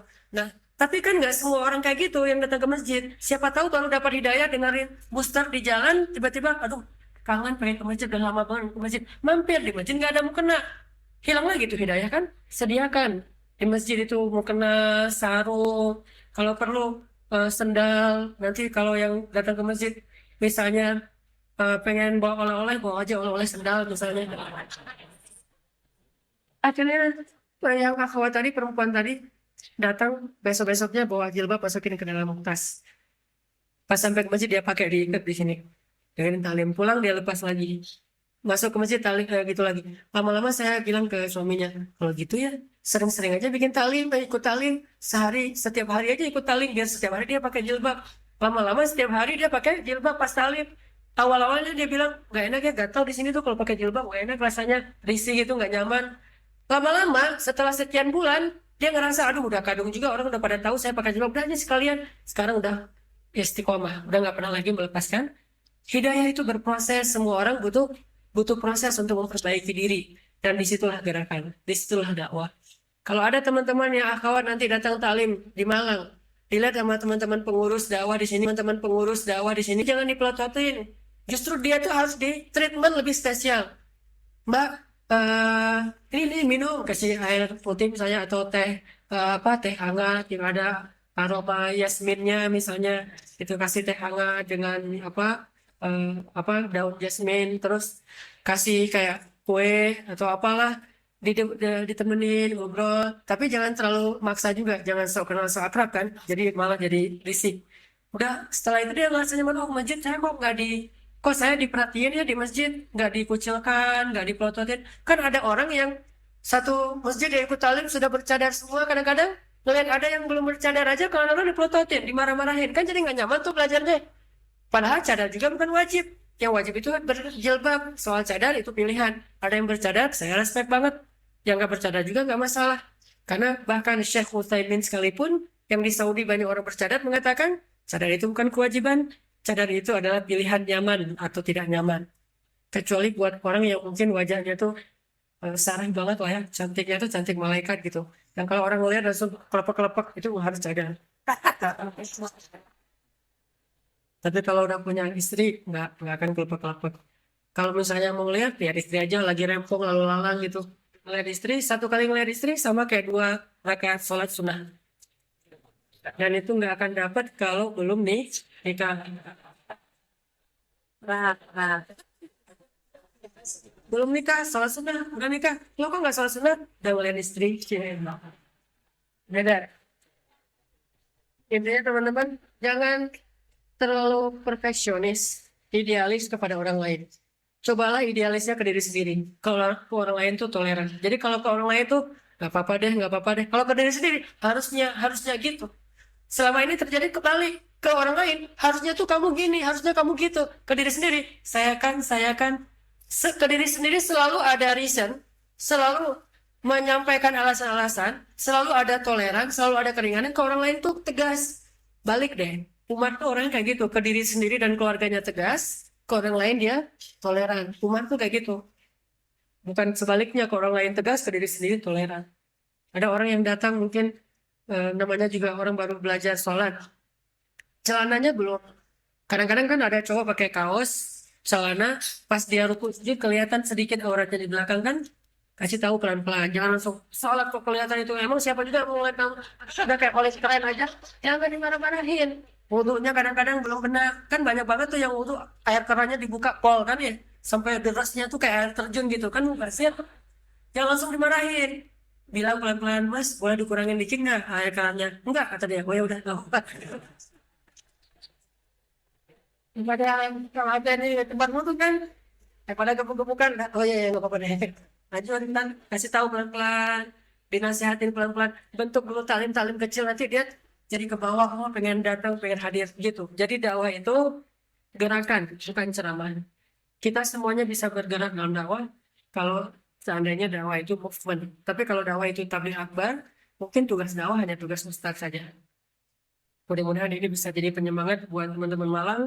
Ayo kita jadikan seluruh kota di Indonesia itu kota anak muda yang tidak ada lagi gap antara kafe dengan masjid. Saya tidak melihat kafe sebagai hal yang negatif sama sekali. orang saya senang duduk di kafe. Kita rapat sering di kafe. Kalau orang nggak ngerti kita dianggap rapat kok di kafe bukan di masjid. Kita rapat juga di masjid, rapat juga di kafe, rapat juga di air, rapat main catur aja kita di tempat apa di atas papan main catur gitu. Pokoknya di mana aja jangan lagi ada gap antara lifestyle-nya anak muda dengan dakwah atau Islam. Nggak boleh ada gap. Gap itu hanya antara hak dan batil. Dan nggak semua lifestyle anak muda itu batil. Jangan kita menjudge bahwa kafe itu batil, main itu batil. Nggak sama sekali. Sehingga tidak perlu ada gap antara hak dan hak. Yang ada gap itu antara hak dan batil. Maksiat jelas gap dengan masjid. Tapi orang yang bermaksiat tidak dilarang masuk ke masjid kalau dia datang ke masjid untuk memperbaiki diri. Bahkan di Al-Latif itu ada yang datang hijrah itu gara-gara sedikit lagi terakhir nih. Saya lagi taklim di masjid. Ternyata ada anak-anak kos-kosan. Rumah kos temannya itu dekat masjid. Karena lagi acara rame di rumahnya tuh kayak lagi ada nongkrong gitu, lagi pada nongkrong rame-rame. Mau ke toilet di rumah itu cuma ada satu ngantri. Akhirnya dia pergi ke toilet masjid. Dia datang ke masjid, niatnya cuma pengen ke toilet loh. Alhamdulillahnya pas dia datang ke toilet dapat hidayah. Tuh lucu tuh hidayahnya. Dia lagi ke toilet masjid, duduk, maaf ya, kan melamun tuh di dalam toilet tuh. Sekitar 15 menit lah di situlah lamanya. Lagi kontemplasi gitu kan. Jadi lagi dia kontemplasi di dalam toilet, saya pas bacain ayat gitu. Lagi ceramah bacain ayat. Dan soundnya nggak sengaja mungkin emang namanya juga di masjid, kedengaran sampai ke toilet. Dia lagi gini, dia dengerin tuh ta'lim. Gini-gini dia di dalam toilet. Orang ini kasar. Gini-gini. Wah, bagus juga ini ceramah gitu. Dia dengerin ayat, agak-agak kayak ngeklik gitu di hatinya. Cuman mau bilang Masya Allah Subhanallah kan gak enak di dalam. Oh, luar biasa juga, bagus. Keluar dari toilet, udah beres bersih-bersih. Dia duduk di pojok ruangan masjid, dengerin ta'lim. Pas waktunya azan Isya, kita sholat, dia gak ikut sholat. Karena dia udah lama banget gak sholat. Terakhir dia sholat, kelas 5 SD kata dia. Baru udah kuliah. Gak pernah sholat, bahkan Idul Fitri juga enggak. Idul Fitri dia cuma ngambil bagian opor ayamnya. Enggak mau sholat. Kalau ini kan masih mending ada yang sholat setahun 2 kali kan. Idul Fitri baru ada. Itu juga kadang-kadang masuk lah gitu. Kenapa Mas pakai gaya sholat Jumat? Khotibnya baru naik mimbar, masih lama. Nanti kalau khotibnya udah turun mimbar, baru kita datang ke masjid. Padahal Idul Fitri, Idul Adha, khutbahnya setelah sholat. Dan juga khutbah. Padahal sholat dulu, dan khutbah. Kalau Jumatan, khutbah dulu, baru sholat. Dia kebalik. Dengerin. Pas kita sholat Isya, dia masih duduk di pojok. Ternyata pas saya waktu itu sholat Isya, baca kalau nggak salah surat Al-Haqqah. Nggak tahu gimana kena di hati dia nangis di pojok. Lalu ketahuan orang langsung digusap-gusap gitu, dia nangis. Setelah itu, setiap Rabu dia datang untuk ikut talim. Ditelepon sama mamanya. Lagi di mana kamu? Di masjid. Hah? Kok di masjid? Mamanya heran gitu. Karena biasanya di tempat-tempat hiburan atau di mana, sekarang adanya di masjid. Pulang-pulang ke Makassar, pas liburan Ramadan, jadi muazin sholat subuh di masjidnya. Nggak sengaja loh masuk masjid. Makanya jangan remehin orang yang datang ke masjid. Walaupun cuma tiduran doang. Masjid itu jangan ditutup kalau perlu. Jangan bilang ini bukan hotel. Masjid itu emang untuk kaum muslimin 24 jam terbuka. Cuman memang ada manajemennya. Karena banyak juga kasus buku hilang. Quran aja diambil ya. Mungkin dia pengen baca di rumah kali ya. Cuman katanya ada banyak sih. Sampai 30 katanya. Atau mungkin mau ngadain selamatan kali di rumahnya. Ambilnya 30 bawa pakai kantong kresek. Ketahuan pakai CCTV soalnya. Tapi kita biarin aja, beli lagi Quran yang baru.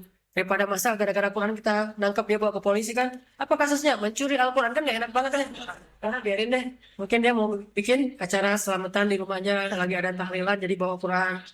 Cuman unik memang. Tetap ada manajemennya, ada pengurusnya. Tapi biarkan orang nyaman di dalam masjid.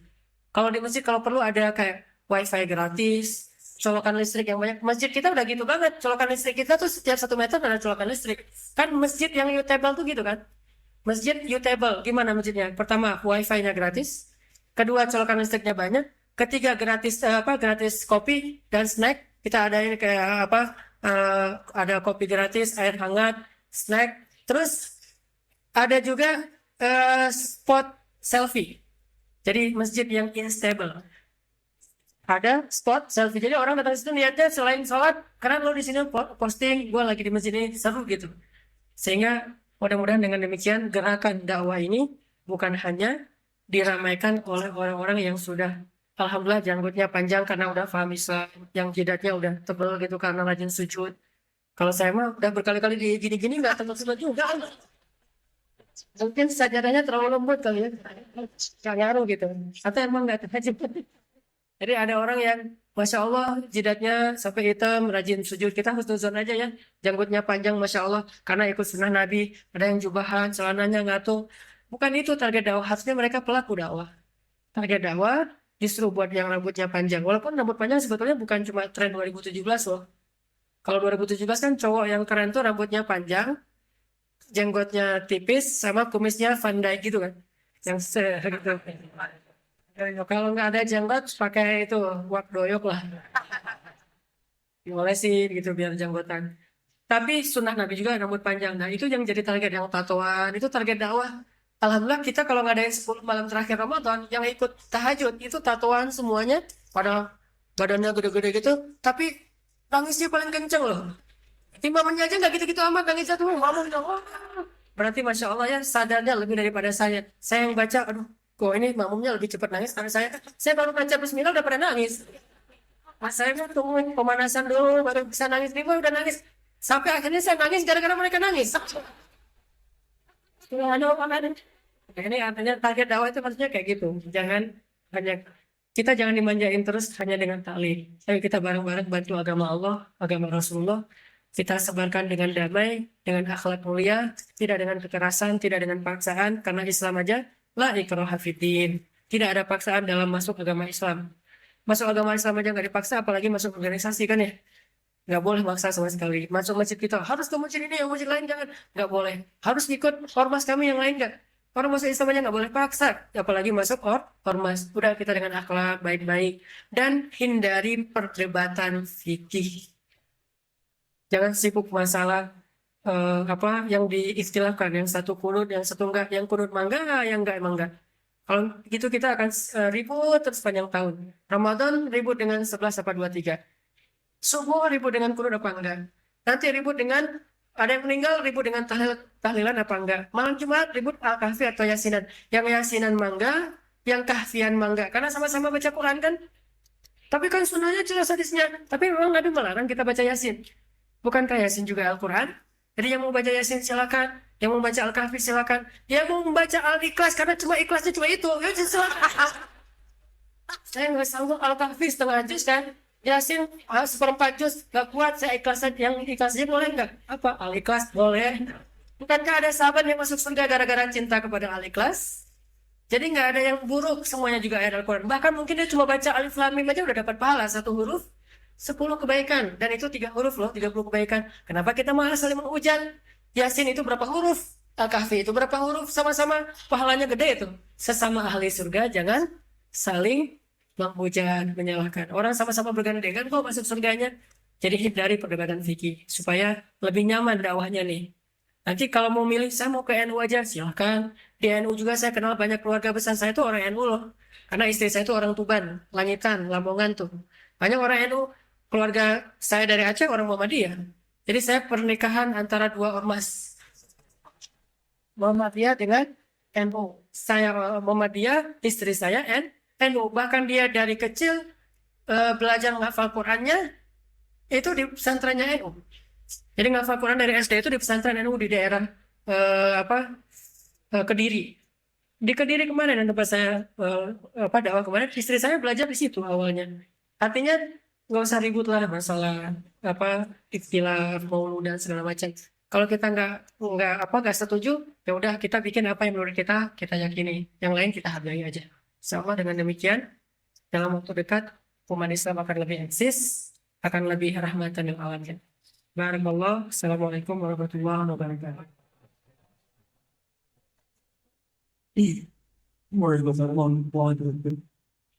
Ada ini. Karena melalui hidayah yang udah nyata itu asing juga dalam badan tadi.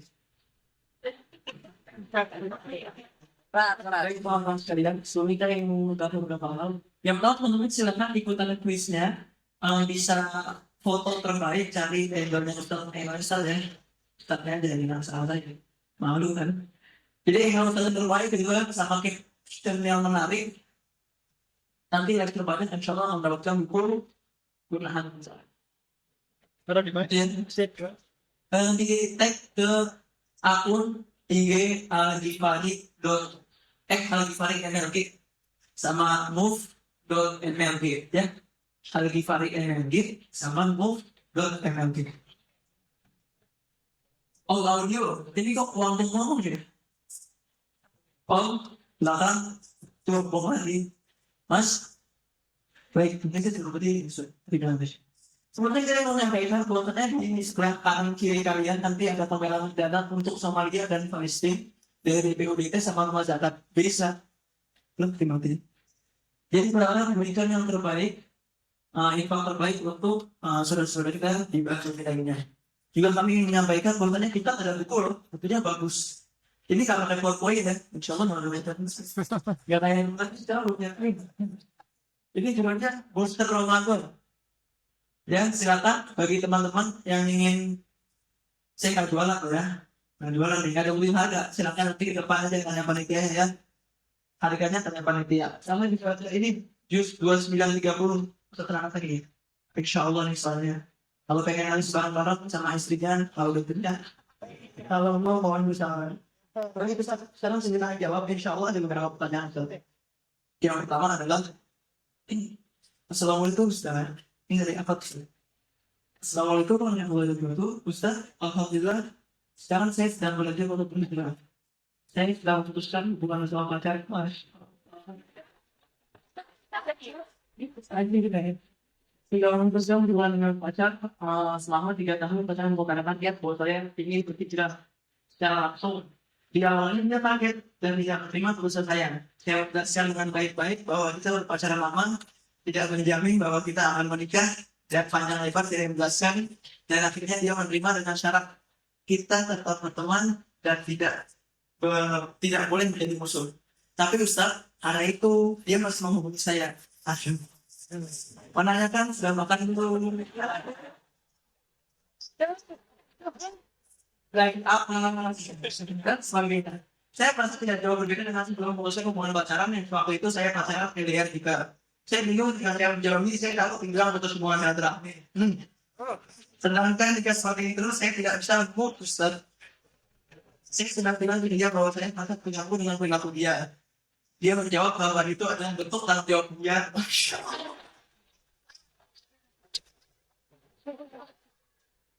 Dia menjawab bahwa itu adalah bentuk tanggung jawab dia karena saya di Malang merantau sendiri. Mohon sarannya Ustaz, bagaimana saya harus bersikap yang benar agar tidak ada yang tersakiti dan istiqomah tetap berada di jalannya. Terima kasih Ustaz, semoga dapat dibacakan dan dapat jawab. Assalamualaikum warahmatullahi wabarakatuh. Baper gini pertanyaan. Ada yang lebih baik daripada memutuskan. Kalau menurut saya sih, sebelum memutusin, mending halalin dulu. Ayo kita putus yuk, jangan yuk kita halal yuk gitu nih. Jadi jangan diputusin tapi dihalalin. Kecuali kalau nggak mau halalin, berarti emang dia nggak serius. Udah serius cuma belum diserestui sama orang tua. Harokah, move, ayo terus berusaha berjuang, jangan menyerah gitu ya. Lebih baik kita tahu dan apa bahasa standarnya mah. Lebih baik kita gagal setelah mencoba kan daripada kita berputus asa duluan. Kalau perlu, ajak juga calon mertua untuk saling dan mention ustadznya dulu. Minta, Ustadz, saya lagi bawa calon mertua, boleh nggak dibahas bab itu sedikit aja disinggung. Nanti saya akan bahas hadis tentang janganlah kalian menolak lamaran seorang pria yang baik akhlaknya kan ya. Jangan ditolak karena itu hukumnya makruh, anak nggak suka gitu. Kalian mau udah siap, udah baik akhlaknya, terus apa lagi yang ditunggu-tunggu? Oh kakaknya belum nih, dan nggak ada keharusan menunggu kakaknya. Siapa tahu dengan kayak gitu kakaknya makin jadi pengen cepet kan, jadi dipancing sama adiknya duluan. Kalau menurut saya sih coba tawarin halal dulu, dan nggak masalah LDRan tapi udah halal. Daripada kayak gini, jadi fitnah hati. Dan tetap aja nggak berkah. Walaupun bahasanya cuma nanya, kamu malam ini mau dibangunin tahajud nggak gitu. Sampai dia nggak tidur demi bisa membangunkan tahajud kan. Jam 3, langsung, bangun tahajud. Wah, kok kamu cepat banget? Ya, alhamdulillah demi kamu. Padahal dia nggak tidur. Begitu kita tahajud, dia tidur. Bangunnya lupa gitu.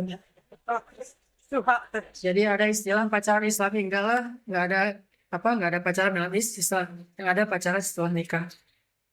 Jadi coba ajak hal dulu, ikhtiarnya doa supaya hati mertua itu dibuka. Kedua, ajak mertua talim pelan-pelan, anggap aja itu jadi tantangan dakwah kita buat calon mertua. Ketiga, pantaskan diri kita, terutama yang cewek, karena kalau cewek kan nggak bisa terlalu agresif seperti cowok ya. Pantaskan diri kita, mudah-mudahan Allah kasih jalan. Nggak usah khawatir menikah usia dini atau belum siap. Nggak harus tunggu siap untuk menikah. Setelah menikah nanti Allah siapkan. Toh nggak ada yang berubah kok. Kalau dia bilang tanggung jawab, kenapa nggak mau ngambil tanggung jawab yang lebih halal? Nggak ada yang berubah setelah nikah. Malah setelah nikah rezekinya jadi dua jalur. Rezeki kita sama rezeki istri. Saya sendiri ngalamin setelah menikah jauh lebih berkah rezekinya daripada sebelum nikah. Walaupun mungkin kebayangnya setelah nikah nanti yang tadi tuh bayar listrik atau bayar air, kos-kosan. Toh sebelum kita nikah juga kan bayar listrik kan? Emang ada jomblo tuh gratis listrik? Jomblo tuh kos-kosannya gratisnya ada kan? Sama aja. Cuman kalau tadi sendiri jadi berdua, tabung berdua. Saya kenal teman saya yang nikahnya usia kelas 2 SMA. Satu ketua OSIS, suaminya, istrinya wakil ketua OSIS. Berangkat sekolah boncengan berdua. Kitanya yang lemes gitu ngelihat. Kalau lagi rapat OSIS, duduk di sebelah, catatin. Suaminya lagi mau apa, istrinya yang catat. Nanti kalau nggak beres pas rapat, diteruskan di rumah. Kan enak tuh. Nah kita mah ngelihat aja, ngelongol gitu. Oh gini ya. Terus kita kemana nih? Kita melampiaskan ke apa? Bingung. Nikah muda itu beda lah. Makanya Nabi kenapa seru banget nikah dengan Aisyah? Karena Aisyah itu masih ABG kan. Makin muda, makin seru. Sampai Nabi mengatakan nikahilah perawan yang muda. Karena kamu akan bersenang-senangan dengan dia. Dan dia bersenang-senang dengan kamu. Bersenang ini jangan hanya yang itu aja ya. Tapi segala hal lah. Masih seru jalan-jalan, seru ledek-ledekan. Itu kan seru ledek-ledekan. Kayak kata Nabi, Aisyah kalah. Kata Rasulullah, Rasulullah curang. Ledek-ledekan kan. Tapi seru gitu. Yang gitu-gitu sih. Jadi halalkan, bukan putuskan. Enak ya. Sambil masak gitu ya, potong-potong terusan ya. Setelahnya pertanyaan recommended dari CP-nya. CP-nya baper ya kan ya. Ini dari recommended dari CP-nya. Assalamualaikum, saya ingin bertanya kepada Ustaz Farhan.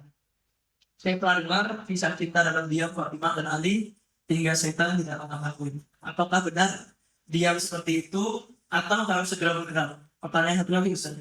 Teman saya kan muslim, sudah banyak belajar Islam. Bahkan mendakwahi teman-teman muslim dengan garam. Bagaimana caranya agar teman saya mau bersyahadat? Sekedar itu, teman saya yang muslim tersebut tadi dengan cara ini. Masya Allah.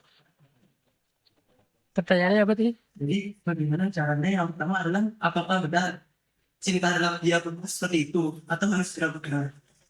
Pertanyaan kedua adalah teman yang muslim ini ada di kajian ini, lalu temannya yang sering dilakukan sama teman yang muslim itu ingin agar teman yang muslimnya bisa bersyahadat.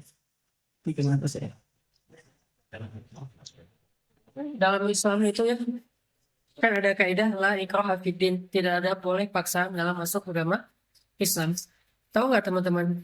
Kalau ada teman kita non muslim sedang sakit dan dia nggak mampu berobat, terus kita menawarkan dia untuk membantunya membayarkan semua biaya pengobatan dengan syarat dia masuk Islam, itu kata para ulama fikih termasuk paksaan, nggak boleh kayak gitu.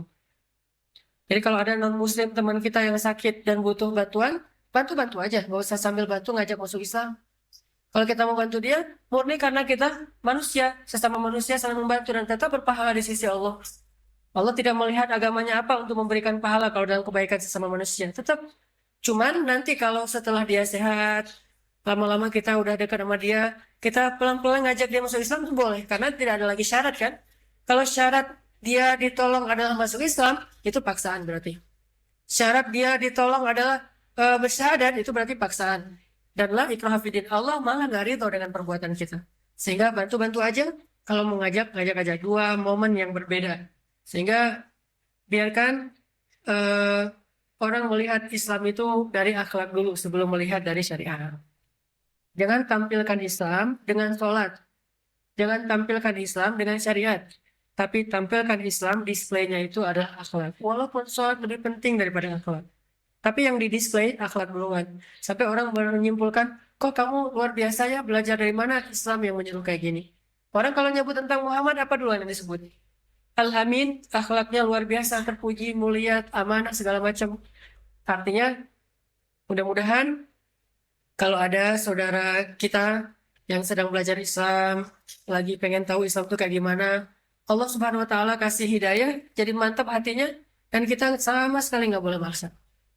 Ngajak boleh, sharing boleh, tapi maksa nggak kok. Apalagi nodong. Ya sekarang ya nggak boleh. Ya sesukanya aja, senyamannya aja. Tapi kita ngedoain, siapa tahu kalau dia masuk Islamnya lewat kita, kata Nabi, maka kita pahalanya lebih baik daripada nikmat dunia dan seisinya. Khairun min umurin ni'am, daripada semua jenis nikmat di dunia. Itu pahala orang yang bisa jadi jalan orang lain dapat hidayah Islam. Cinta dalam diam. Jangan berikan hati kita sebelum diakadkan. Akad itu adalah bayat cinta. Kalau dia belum berbayat, jangan berikan hati. Karena hati itu adalah yang paling berharga yang dimiliki oleh seorang manusia. Kalau dia baik, yang lain ikut baik. Kalau dia buruk, yang lain ikut buruk. Jangan pernah berikan hati kita kepada orang yang belum halal untuk kita. Tetap jaga tuh. Jangan ngasih dulu. Kalau dia sudah halal, kasih seutuhnya, tidak masalah. Karena dialah yang paling berhak mendapatkan hati kita. Makanya dalam diam gak usah baper dulu. Tertarik wajar. Kepo bolehlah selama belum berlebihan. Emangnya ada yang nikah tapi nggak ngepoin? Ada sih, tapi Nabi nyuruh kita ngepoin. Ada sahabat Ansor yang pengen nikah, terus Nabi nanya ke dia, kamu udah ngeliat calon istri kamu? Belum ya Rasulullah. Saking polosnya, nikah tapi belum ngeliat. Dinikahi di macomblangin sama temennya gitu. Udah ngeliat calon istri kamu? Belum ya Rasulullah. Aduh, lihat dulu tuh kata Rasulullah. Akhirnya kata dia dalam hadis itu, saya pun curi-curi pandang untuk melihat istri saya. Curi-curi pandang itu, kalau bahasa kita kepo, stalking, nyeri-nyeri. Wah, akunnya apa ya? Ternyata di akunnya tuh dia di log gitu, request gitu. Ternyata nggak dibuka-bukain. Lihat di yang lagi viral, yang ada dia cari gitu. Pokoknya kepo boleh, selama masih wajar. Yang dilihat itu wajah dan telapak tangan atau wajah lah. Lihatlah kecantikannya. Gimana kita tahu cantik kalau nggak ngelihat? Bukankah 4 alasan perempuan dinikahi itu salah satunya cantik? Cantik itu juga subjektif. Ada yang bagi sebagian orang cantik banget, yang bagi yang lain cantiknya biasa. Ada yang bagi yang lain cantiknya biasa aja, yang lain wah banget luar biasa. Ini subjektif. Artinya jangan libatkan perasaan dan hati kalau belum halal. Mending kita kasih hatinya ke Allah aja deh. Karena nggak mungkin kecewa. Kan saya bilang di booster itu, tidak kecewa orang yang datang kepada Allah Subhanahu wa Ta'ala. Siapapun yang datang kepada Allah tidak akan pulang dalam keadaan kecewa. Tapi kalau kita datang ke manusia, pulang kecewa, sering. Bertamu, pulangnya bete, sering. Jalan-jalan, pulangnya males, akhirnya bete juga, sering. Ketemu teman, pulangnya jadi rame, sering. Tapi kalau pergi ke Allah, pulangnya nggak mungkin kecewa. Mending kita libatkan hati kita ke Allah dulu. Nanti orang yang mau mengambilnya, ambillah di sisi Allah dengan saya terima nikahnya. Jadi kalau dia bilang, aku boleh nggak ngedapetin hati kamu? Bukan aku yang pegang hati aku. Siapa? Allah. Minta aja sama Allah. Akhirnya cara dia minta ke Allah apa? Hijrah. Dia nggak akan dapat hati kita sebelum dia datang ke mihrab rumah Allah. Dia nggak akan dapat hati kita sebelum dia letakkan jidat dia sejajar dengan kakinya dalam sujud. Dia nggak akan dapat hati kita sebelum mendapatkan ridho dari Allah Subhanahu wa Ta'ala. Jadi jangan baper walaupun dalam diam. Ini Ustaz, ada yang mana? Assalamualaikum warahmatullahi wabarakatuh. Bagaimana Ustaz kita meluruskan niat kita saat kita mau ngajak teman move di jalan kebaikan, misal dengan ngepost tadi. Tetapi seperti kata Ustaz bilang, saat kita ikut taklim itu kita merasa bangga dan keren. Di lain sisi kita takut merasa ria. Apakah kita berdosa Ustaz? Sedangkan ada yang bilang tidak usah posting-postingan gituan. Tanpa diposting pun Allah sudah tahu. bedain antara ria dengan syiar. Gak semua orang yang ngeposting kebaikan itu dia ria. Ria itu amalan hati dan kita nggak tahu isi hati orang. Yang tahu cuma Allah. Jadi kalau ada yang ngeposting lagi tahajud bareng di sebuah masjid, lagi itikaf, lagi taklim, tilawah Al-Quran dia posting. Saya sering kali ngerasa jadi semangat tilawah gara-gara ngeliat postingan orang lagi tilawah Al-Quran. Dan kita nggak boleh menjudge seseorang dari isi hatinya. Karena yang tahu isi hati seseorang hanyalah Allah. Kewajiban kita terhadap apa yang tersembunyi adalah husnuzon. Kewajiban kita terhadap apa yang tersembunyi adalah husnuzon. Kewajiban kita terhadap apa yang tampak adalah untuk memperbaikinya kalau dia salah. Tapi kalau nggak tampak, ya udah husnuzon aja. Enggak lah, pasti dia niatnya syiar. Betapa banyak orang gara-gara sering postingan tilawah sekarang jadi tren tilawah di mana-mana. Kayak kemarin itu ada anak pemuda hijrah bikin siapa yang baca 1 juz makan di warung warteg keliling dia gratis kan. Akhirnya muncul lagi sekarang siapa yang baca 1 juz bisa ngisi pertamax gratis. Terus tren itu berkembang. Itu gara-gara syiar. Jadi jangan buru-buru menjudge orang lain. Saya sering lihat di sosmed kita agak kurang beretika dalam komen. Sembarangan aja kita komen. Kenapa nggak japri aja? Bukankah Nabi kalau menegur seseorang itu menyampaikan secara langsung di belakang orang lain, tidak di depan orang lain, supaya orang itu tidak malu? Apalagi belum tentu itu salah. Kayak kita bilang, masa ibadah dipamerkan? Belum tentu dia pamer. Bisa jadi dia syiar. Berarti kita sudah memfitnah kan? Komen kita jadi fitnah. Fitnah menggugurkan amalan-amalan kita atau mentransfer dosa dia kepada kita.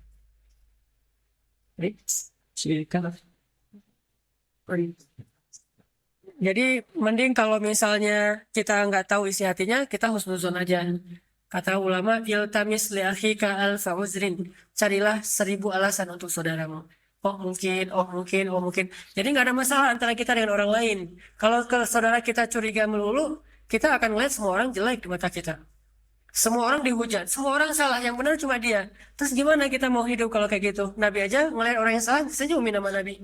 Ada sahabat, sholat berjamaah, masbuk. Namanya Bakroh gitu. Dia datang, Nabi udah ruku. Karena dia nggak mau ketinggalan rakaat pertama, dia takbir di depan pintu gerbang masjid, dia ruku, jalan sambil ruku coba. Ini sholat model baru nih, tutorial ala Bakroh. Dia takbir di depan masjid, terus dia ruku sambil jalan.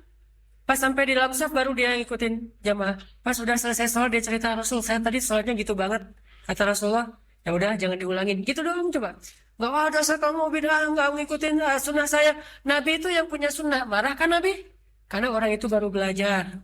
Orang itu belum mengerti. Nabi cuma bilang jangan diulangi ya. Udah beres.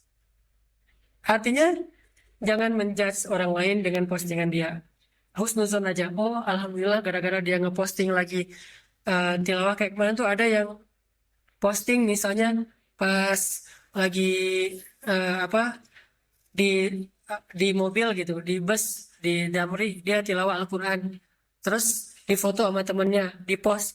Lama-lama ternyata itu jadi tren. Orang kalau naik bus, jadi nggak malu lagi untuk membuka mushaf Al-Quran. Sehingga itu menjadi sesuatu yang budaya baru di antara anak-anak muda. Itu syiar. Makanya jangan suuzon. Cek. Ini aja. Cek. Tes. Karena banyak pertanyaan apa tidak rezeki kalau semuanya ya mohon dia benar ada ini disebut kadang lalu tapi sekarang sih mungkin ada bisa kalau kita pada ini pertanyaan ini mungkin lagi sama teman kita ya jadi begini Assalamualaikum Ustaz alhamdulillah saya dalam ini tapi saya kira usaha saya itu masih sangat kurang jadi setelah saya berdoa saya akan kembali lagi bahwa manusia terbimbing saja. Apakah Allah akan bosan dengan saya seperti itu? Dan apakah jalan yang baik bagi saya supaya menjadi lebih baik? Agar kita semua bergaul rendah dan untuk saya istiqomah. Oke, ini pertanyaannya apa? Ini pertanyaan bagaimana cara kita untuk istiqomah? Banyak cara buat istiqomah. Salah satunya adalah bergaul dengan orang soleh. Iman kita itu bukan cuma kita yang bisa jaga, tapi teman kita. Almaru ala dini khalili. Seseorang itu tergantung agama teman-temannya. Artinya kalau temannya senang tahajud, kita pasti akan jadi ke bawah minimal subuh kalau nggak tahajudnya. Kalau teman kita senang silaturahim, kita jadi senang bergaul. Teman kita orangnya senang sedekah, kita minimal takjub dengan orang yang rajin sedekah walaupun nggak bisa sedekah serajin dia.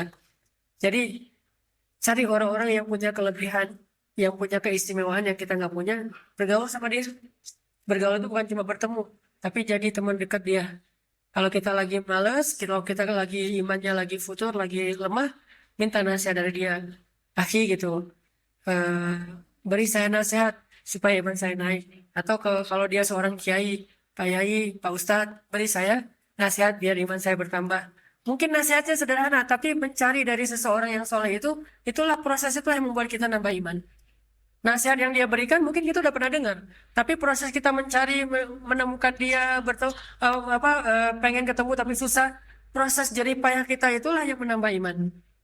Mungkin bukan nasihatnya, tapi proses untuk menemukan nasihat itu. Makanya dulu ulama mencari satu nasihat itu bisa hijrah dari Irak sampai ke Madinah hanya untuk dapat satu nasihat saja, kayak Hasan Al-Basri. Artinya, yuk bareng-bareng kita cari lebih banyak lingkungan yang bisa mendukung keimanan kita. Selain bergaul dengan geng kita yang masa lalu supaya kita bisa ngedakwahin mereka, gaul juga dengan geng baru yang bisa ngedakwahin kita. Jadi subsidi silang gitu. Kita dijaga oleh teman kita dan kita juga menjaga teman kita yang lain. Dengan demikian iman kita akan lebih stabil. Kalau turun pun nggak sampai ngedrop banget lah. Itu salah satunya dengan berteman kepada orang soleh. Kesimpulan saya hari ini, kalau teman-teman pengen lihat masjid-masjid itu dipenuhi dengan anak muda, maka ayo kita bergerak bareng-bareng. Jangan biarkan dakwah ini hanya tugas para ustadz. Ustadz mungkin bisa ceramah doang, tapi dakwah ini bukan hanya butuh penceramah, butuh dokter juga. Kalau kita mau bikin sebuah kegiatan sosial, mungkin kayak minimal sunatan massal, periksa gigi gratis, butuh seorang IO juga yang ngerti bikin event, butuh orang yang ngerti komputer juga di cyber, yang bisa bikin medsos segala macam, butuh tim kreatif juga, butuh orang yang bagus secara organisasi, butuh banyak potensi. Dan semuanya bisa digunakan untuk dakwah dengan syarat satu, dakwah kita yang potensinya banyak ini dibina oleh seorang ulama atau seorang ustaz. Jangan sampai kita menjadi massa, bukan menjadi jamaah. Kalau massa, jumlahnya banyak tapi tidak ada imam. Kalau jamaah, walaupun cuma berdua, tapi yang satu imam, satu makmum itu namanya jamaah. Jangan sampai kita sholat di masjid tapi sendiri-sendiri. Padahal ramai tuh. Mending kita sholat berdua tapi ada imam, ada makmum. Makanya imam dalam dakwah itu ulama. Jadikan ulama sebagai, ulama ini bisa ustadz, bisa kiai, bisa siapapun, sebagai pembina dalam dakwah kita. Sehingga kita ikut kepada mereka. Mudah-mudahan Malang menjadi salah satu kota anak muda yang lebih islami, yang lebih berakhlak mulia, yang cinta damai, yang cinta negeri, cinta agama, cinta bangsa, cinta sunnah Nabi SAW. Barakallahu li wa lakum. Saya mohon maaf nggak bisa lama karena saya udah booking pesawat juga harus ke Jakarta siang ini. Jadi mungkin setelah ini saya langsung pamitan. Barakallahu fikum. Wassalamualaikum warahmatullahi wabarakatuh.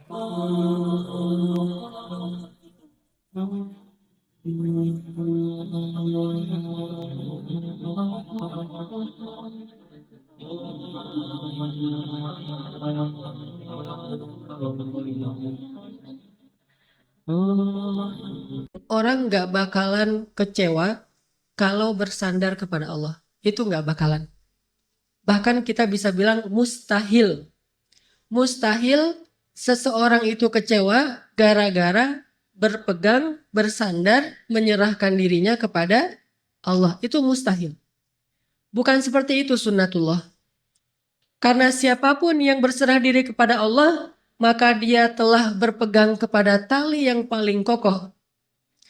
Wa man yuslim wajhahu ila Allah. Wa man yuslim wajhahu ila Allah wa huwa muhsin faqad istamsaka bil urwatil wuthqa. Wa ilallahi aqibatul umur. Siapa yang menyerahkan dirinya kepada Allah dan dia senantiasa berbuat baik, maka sesungguhnya dia telah berpegang kepada tali yang paling kokoh dan kepada Allah segala urusan dikembalikan. Jadi nggak ada orang yang kecewa kalau dia berpegang kepada Allah. Masalah apapun. Masalah rezeki, masalah jodoh, terutama yang kedua. Kalau kita bergantung kepada Allah dalam urusan jodoh, maka insya Allah kita nggak akan kecewa. Mak comblang yang paling baik itu adalah Allah. Kalau mak comblangnya Ustadz, kadang-kadang ngecewain. Ustadz, ini CV saya. Oh ya, kriteria yang kamu cari seperti apa? Saya emang gak susah-susah Ustadz, standar-standar aja. Ya standar yang gimana? Yang tingginya 180, yang kulitnya bening, sampai kalau minum kelihatan airnya ngalir gitu, transparan. Kemudian yang hidungnya seperti pedang, yang matanya seperti bidadari. Tahu mata bidadari? Besar dan sayu, tapi nggak gelok. Nah ini kriterianya. Terus kata Ustadz, kalau yang kayak gitu Ustadz juga mau gitu ya. Akhirnya pas ketemu Ustadznya duluan yang ta'arufan. Ini kalau mak comblangnya manusia. Tapi kalau mak comblangnya Allah jauh lebih meyakinkan dan gak bakalan kecewa. Dengan kriteria apapun, wa huwa ala kulli syai'in qadir. Dan kalau Allah menjanjikan yang baik akan ketemu dengan baik, pasti innahu la yukhliful mi'ad. Allah tidak pernah mengingkari janjinya.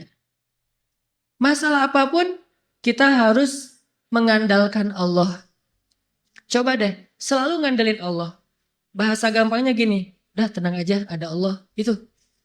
Dan kalau kita sudah melibatkan Allah, la yudayya'akallahu idzan. Itu pasti. Allah nggak bakalan ngecewain kamu. Kalau udah ngandelin Allah, ini gimana nih? Udah tenang aja, ada Allah. Allah tidak akan mengecewakan. Salah satu kalimat udah tenang aja ada Allah adalah la tahzan, innallaha ma'ana. Kalau kita ada teman lagi galau gitu, terus kita bilang, la tahzan, innallaha ma'ana. Kalau bahasa kita, woles bro, tenang aja ada Allah. Santai bro, karena ada Allah. Itu bahasa Arabnya la tahzan, innallaha ma'ana. Andalin Allah dalam masalah kita. Ada masalah apapun, serahin aja sama Allah. Bismillah, la haula wala quwata illa billah. Bahkan kadang-kadang hanya dengan berzikir la haula wala quwata illa billah, Allah kasih keajaiban yang luar biasa. Karena setelah seseorang bersandar kepada Allah, la yudayya'anallahu idzan. Pasti Allah nggak akan ngecewain. Pasti Allah nggak akan ngecewain.